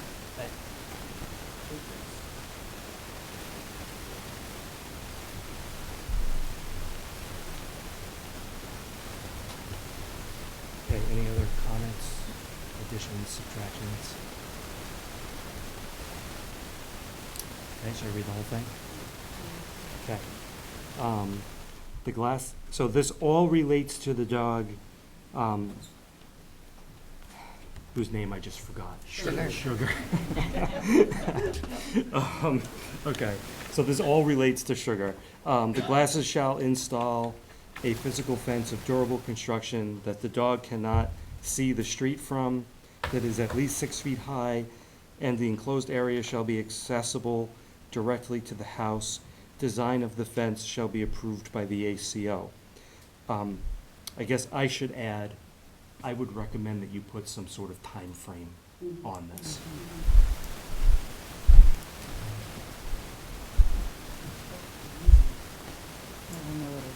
What are you being I told? would ask, yeah, the glasses, what they think is a, We've only had estimates, so I really don't. Okay. so 30 days? 30 days is a little tight, because contractors, who knows when they're gonna. I mean, you could always, Still, at the very least, I still have to keep them on a leash on my property. Yeah. I'm in control anyway. Yeah. So, I mean, you need to give me like. 60 days? But I think to the classic, we've had a monstrous rainy spring, so Yeah. anybody doing outside work is already behind. They're gonna, so we need to get a stipulation in there that until this is done, in whatever timeframe, they're on a leash no matter where they are. Are we able to say 60 days if they need an extension, they can ask for one?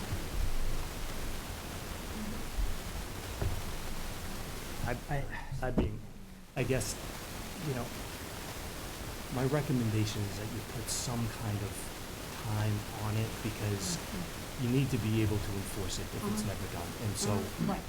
whether it's, you know, a short time and you make them come back, whether it's a longer time, you can allow the, 90 days for the review.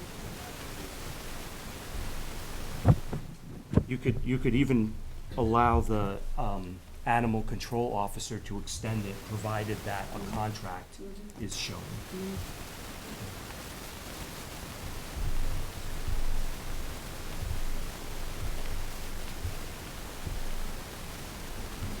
We've discussed the animal control officer looking at the condition of the bottom of the fence around digging, and that's not in this motion. So I would like to suggest at least every 60 days for the first 6 months.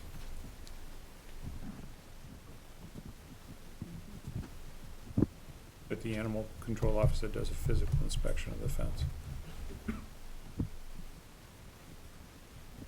How often, I'm sorry? At least every 60 days for the first 6 months after it's installed. Yep.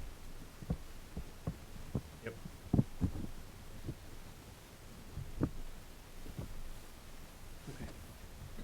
Anything else? All right. Did we talk about the behavior? What? Did we talk about the behavior?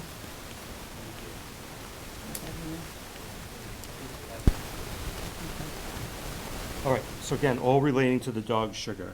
The glasses shall install a physical fence of durable construction that the dog cannot see the street through, that is at least 6 feet high, and the enclosed area shall be accessible directly to the house. Design of the fence to be approved by the animal control officer. 2, At all times when the dog is outside the enclosed area and outside the house, the dog shall be on a leash with a tensile strength of 300 pounds, length not to exceed 3 feet, and held by an adult. 3, the glasses shall maintain the existing invisible fence and shall keep Sugar on the collar at all times unless she is indoors or on the leash. 4, the fence shall be installed within 90 days, provided that the ACO can extend that period of time if an executed contract is shown. The dog Sugar to be leashed when outside at all times until the fence is installed. And 5, the animal control officer shall inspect the fence at least once every 60 days for the first 6 months.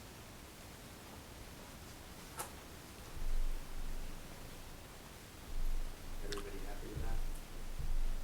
So moved. Got a second?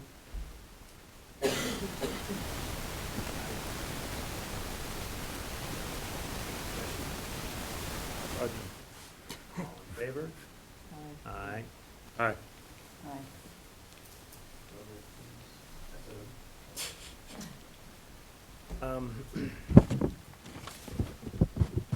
I think that takes care of this. I'm gonna take one last little formal aspect. I'll take a motion to close this public hearing. So moved.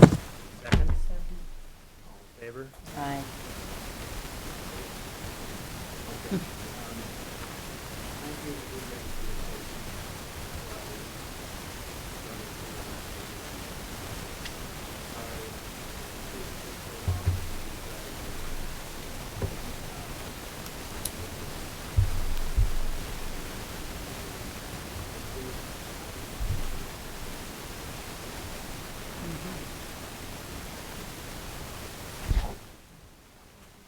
All right. We're going to talk about bathroom break. 5-minute recess. An Xfinity letter regarding Xfinity packages, which we get on a very regular basis, and as always remain riveting.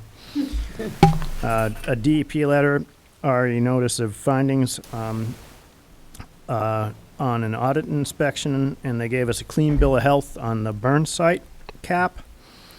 An MMA letter regarding recognizing Andrea Mainville as a certified governmental accountant. Once again, Andrea is showing her chops in accounting. That's giving us a clean bill of health.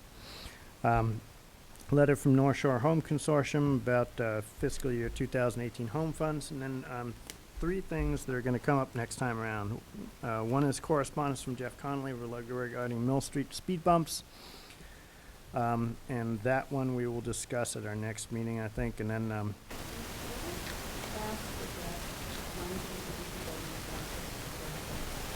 yep.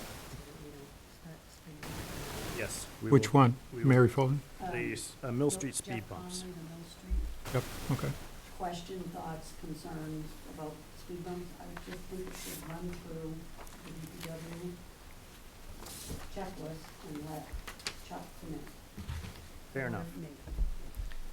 All right.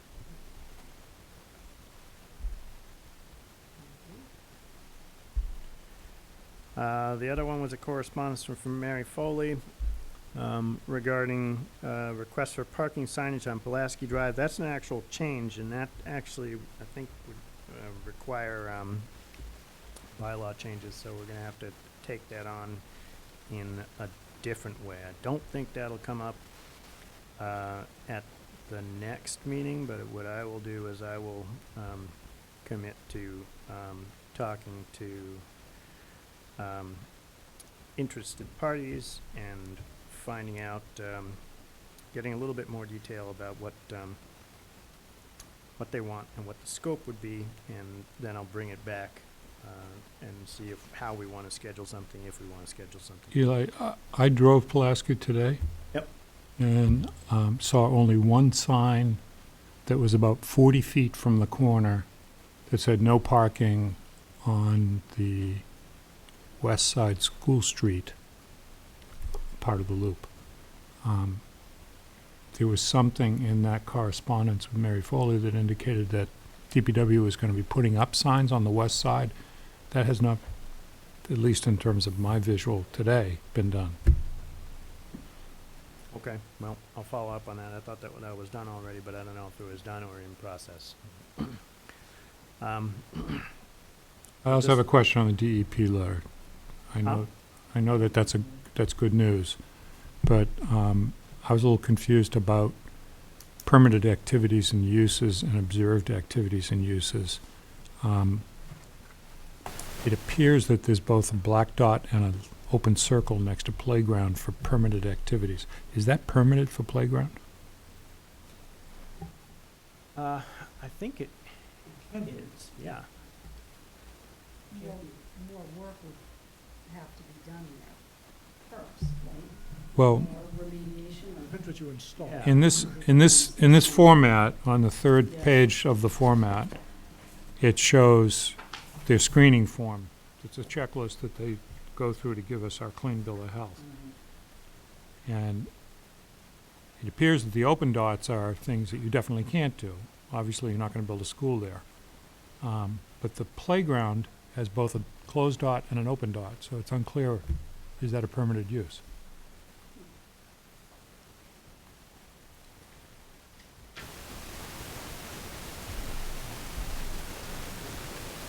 So, if we could just get that clarified. Okay. And then the last item was correspondence from Mr. Smalley regarding a request for removal of a tree. We have a tree hearing coming up on the 24th already. We will be adding that as an additional element of that tree hearing. Okay. So there's nothing else we have to do here tonight on that. Town Administrator's report.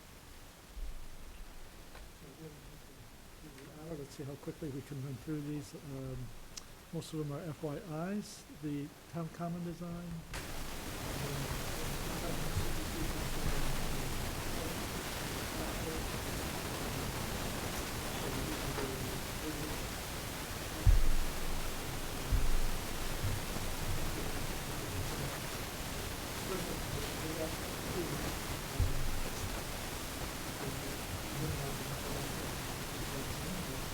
A strong feeling towards a different material. He would recommend these paver stones that interlock and provide a very stable surface.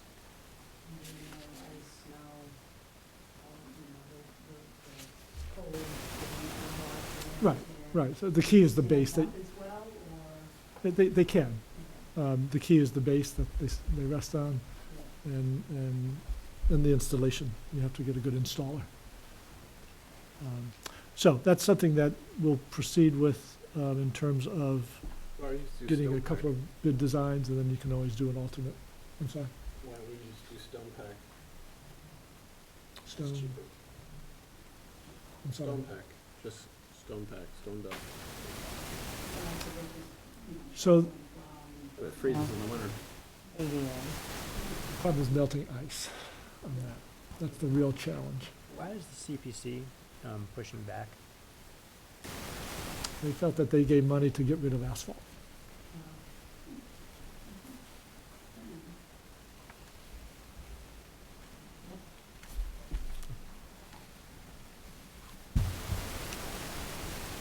So, again, you'll have a chance to do a final decision, but we'll proceed and get quotes on both, and then you can make a final decision once we have numbers in front of us.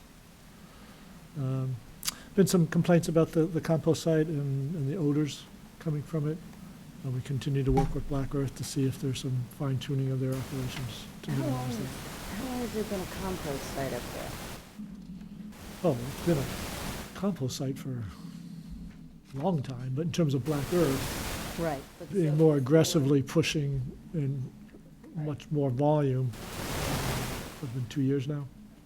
For the map, compost site? No, it was No, a, not that so it was a compost site before, but everything was all being yard waste. We used You didn't have the food waste that we do It's now. all the food waste that they're collecting. There are, Is the physician building, is that building compliant? They haven't been, no. And they're closer, right? They are closer, you know, it just depends on Wind wind direction. conditions and humidity, and it's just a lot of factors. Just an FYI in the Farmers Tube program, trying to find a home. Again, FYI on the firefighter case there, that's been dismissed, so that's good news. We are pursuing an overhaul of the radio system. We have two pretty detailed proposals, though they are very different, with very different price tags. So we're hoping to get the vendors to come in and give us more detail on why they are so different and why they think their approach is the right approach. And Regular, local, character is not the right word. so one is the more local firm that is smaller, and the other firm is much larger and does, but both have done large cities. They both have a pretty good long list of references and towns they have done. Technically the right thing to do. Yeah. Yep, exactly. You had in your packages the proposed MOU with the district. Don't know if you want to go into that detail this evening.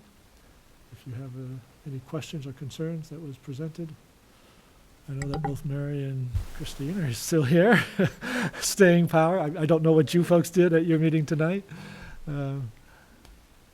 If you want to get into that at this point. Well, are they planning to start on Monday?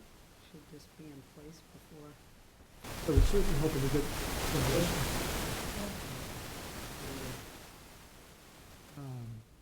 some most of it is engaging with construction gets underway, but nonetheless, it'd be good to have it in sooner rather than later. So it might be helpful to hear what the planning board did this evening.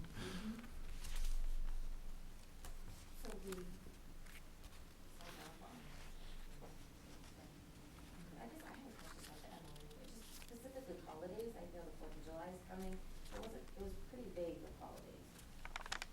I mean, Thanksgiving weekend, we had football games, we had people dropping in. I know all that might change, but I mean, is there a procedure to talk about holidays? We did talk about that.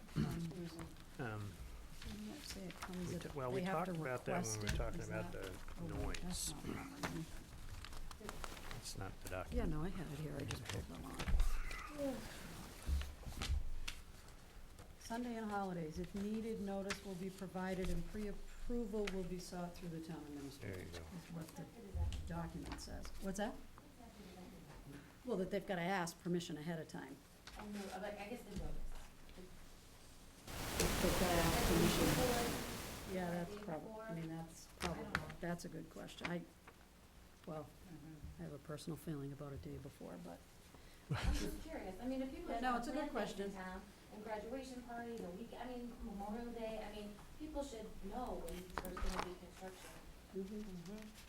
I think it popped up in the conversations, if I remember the last time that About they were here, noise, if they were beginning to run really behind, and the contractor felt that working a Sunday or a holiday was gonna be the only way for the contractor to stay on their dates, I think is their larger context to that issue, but it's a good point. We But I should mean, if they probably can get hold them over to our head clarify. if we need the 4th of July, and, I mean, it's just, Right, I think we people should, need the 4th of July for their parking, I mean, it's just a bigger issue. I think and we they should, know. we should get clarified, or we need to clarify for the district, how much notice we need for a request for a Sunday or a holiday. I mean, 2 weeks? yeah, I mean, that's, because it's not gonna necessarily fit within the time frame of a meeting, so then we figure that part out, but, I mean, is 2 weeks, Arthur's 2 weeks something that makes sense? That's something, honestly, I Seems- think they'd know, Yeah, they're gonna know pretty I think quickly. so. Is it What they're unreasonable gonna to need. put it in the cricket? I mean, that's been my own thought. What's that? How do you let people know? Well, that'll be Is it the district's, unreasonable to we, put it in the cricket or no? That's, one of the agreements is that the district is responsible for all communication. So I don't know what venue, what But I mean, options you they're gonna need choose, to but- dictate the communication a day before, a week before, right? Well, that's what I'm saying, it's the understanding with the district is they're responsible for all communication to the town, abutters in the town. It's number 9 in and the MOA. board. They are responsible for the communication. I don't think we've told them what communication or what venue they have to use. It's, You know it's, what I mean? it's number 9 in the document, in the MOU. That They're responsible to take steps to communicate the Right. times to residents and users. Right. Um, We were very It's the next clear in part of saying- that line that was of concern to me, but I want to finish what we're talking about here. We were very clear in that the communication is their job for anything that's going on with that project. So I'm concerned about the end of section 9, which says that the district is responsible for enforcing the above times of use. If someone from the neighborhood parks there during time that's set aside for the contractors to be there, how does the district enforce that time?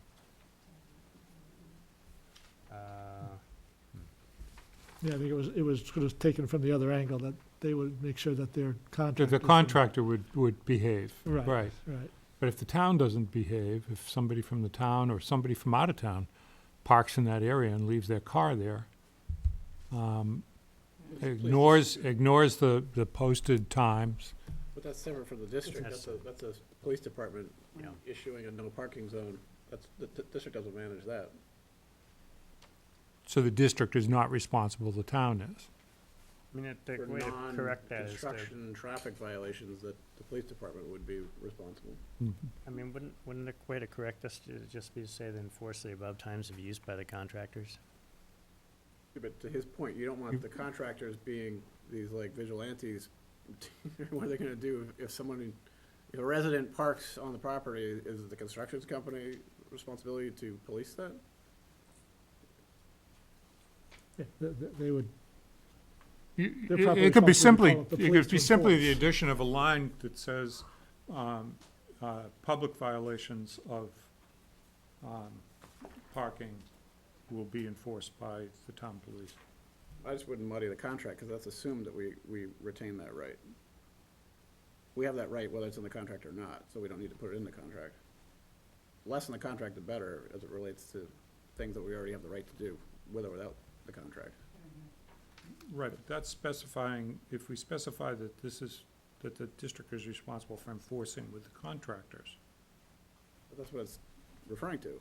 but it's not in there. It just says the district is responsible to enforce the above rules, above times of use. That's the I see what you're language. saying. I guess, I see what you're saying. I read it to mean that that's inferred, because the district's contracting the construction company, so it is the district's responsibility to manage their own people. But if we want to spell that out, we could. At the end of the day, we're not gonna go to the construction company, we're gonna go to the district saying, why are the cars there? But we could put it in there. Definitely don't want to burn a lot of time on this tonight. I'm perfectly happy to say, so I'd proposed, and to enforce the above times of use by the contractors. And I got the impression you didn't like That's that fine. language, but now I think you're okay with it. That's fine. You're okay with it. And as far My as, concern is back to the communication part, like, at the end of the day, and I'm empathetic to the district in some regards, like, they're gonna be at the whim of the construction company. The construction company falls behind, it's gonna be the tail wagging the dog. And the district, we can put the district on the hook to communicate, and say you need to communicate everything, but in fairness to the district, like, once this construction company takes over, man, they're in charge, no matter what we write. They have their own contracts with the district that they have to follow, so. They do, but they'll do a higher order calculus on whether or not it's worth listening. I mean, that's true, and then they'll pay the fines. they'll pay the fines. Who is it to? I guess that's the other question. Communication to abutters, communication to the town. To the residents and users. Do any butters, or does it mean? No, it says to the residents. It's the The residents. residents, everybody in town, because it's gonna impact everybody at one point or another. Direct abutters constantly, but That's gonna affect everybody. You're right. Yeah, It'll it's affect gonna everybody. affect everybody. You know, when a road's closed because the big steel girders are coming in and, yeah, so our intention is for them to be able to communicate everything to everyone They cracked the new whenever culvert. necessary. Hmm? They cracked the new culvert. So there were two parts to that. Keep it positive, keep it positive. In the, Parking, just, basketball's happening, right, this winter at Memorial still? No, it's done. So, if the contractors have that lot until 7, how is that gonna work? I think that's questions for the school district, not. yeah, that's not us. I don't know. I don't know what their rental of the building is gonna be. Yeah, I have a I don't recollection know. that this was discussed, but it's definitely not, that part was not ours to, Well, my question is, why wouldn't you just keep them, the extra parking at the high school not there, right? You are dictating that they park at the high school after certain hours, so why not Saturdays? Right? I'm just curious.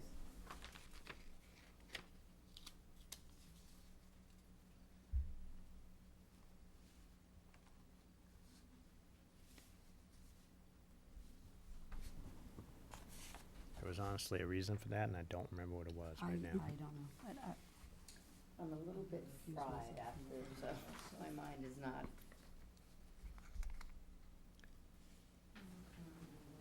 After 3:30, they're out of,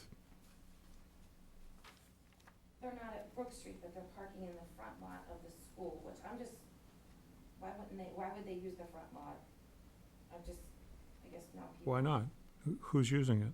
Basketball, Basketball is just during the winter. but this is the whole school year. So you're talking about school year 2019, 2020? Talking about, November, Right, we're that- gonna start basketball. Right, first, or- so that's what I'm looking, August 30th to June 15th. They have Memorial Front Lot and Middle High School faculty and student lots, 3:30 to 7.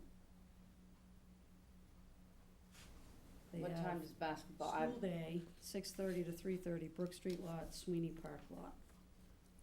3:30 to 7, Memorial Front Lot and Middle and High School faculty and student lots. Is what they're saying, they'll direct their I mean, contractors to they have to go use. somewhere. So can the people who are doing the basketball park at Brook Street or Sweeney? I'm just asking a question. No, I'm curious, I mean, my kids didn't play basketball, so I don't know anything about it. So during winter, when basketball and there's not soccer, maybe we want them to keep their construction workers at Brook Street Right. and allow basketball people to park in at the front. Right. So that's a fine tuning that gets done I don't know. as we go forward. Yes, I don't know. but I right, would right now think. what we're talking about is programs that are run by the school, right? Right. And the school has, in large part, come up with these That would be- numbers yeah, based that's- on what they think is going to make their Right. logistics. Well, basketball's community. Basketball's the town. But it's done through the school. Doesn't have any. No, the Parks and Rec rents the Memorial School for their basketball programs. So the question is, weekends and holidays, 6:30 a.m. to 7 p.m. Why does it say Memorial Front Lot and Middle High School faculty and student lots, not just Middle High School faculty and student lots? So that's a question to get back to Avi on. Right. We can, again, that's something that we adjust as we Yeah. go forward. So this is seasonal, so I think this was focused on the soccer and fall and spring, and it wasn't really focused on winter. So that's an adjustment that we need to Yeah. make. I mean, and it would make sense that adjustments are going to come up and need to Right. be made. I mean, this is not gonna be in stone.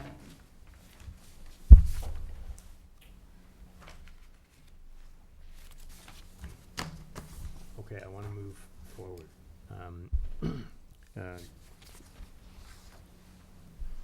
Any other questions on this document right now? The period of notice is that still something that people want to, Oh, in the hall, yeah, because Say, 2 the, weeks? like the Saturdays or holidays. For 2 weeks. Yep, 2 weeks. Yep, yeah. Any other comments? Just to circle back so that they know, Greg's gonna talk to Audrey about that. Okay.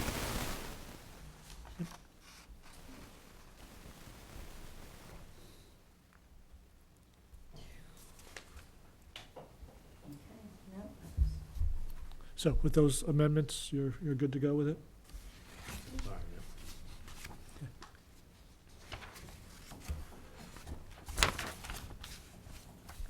Okay, that was item 6 on your TA report. Last item was you were gonna say you're gonna be out of office June 17th, 19th. Yes. I'm done. Then you were done. Yes. All right. Okay. What? I just need Greg's copy of the MOU. Yeah. So. So will that MOU be voted at the next, Second email. the June 24th? I'm sorry? Do you need a vote on that MOU on the 24th, or? So Is either it vote that it now as formal? amended, or we'll. Yeah, we'll- it's voted now as amended. Okay. I'm recusing myself. That's why I was asking if we were voting it or not. Nice, Muffin, you bring it up. Then we and you should do recuse. it while we have 4 people. What? All right. Motion to approve, MOU as amended. Second. All right. Any discussion? All in favor? Aye. Any opposed? All right. So, I will now take a motion to move to executive session, So moved. not to return to open session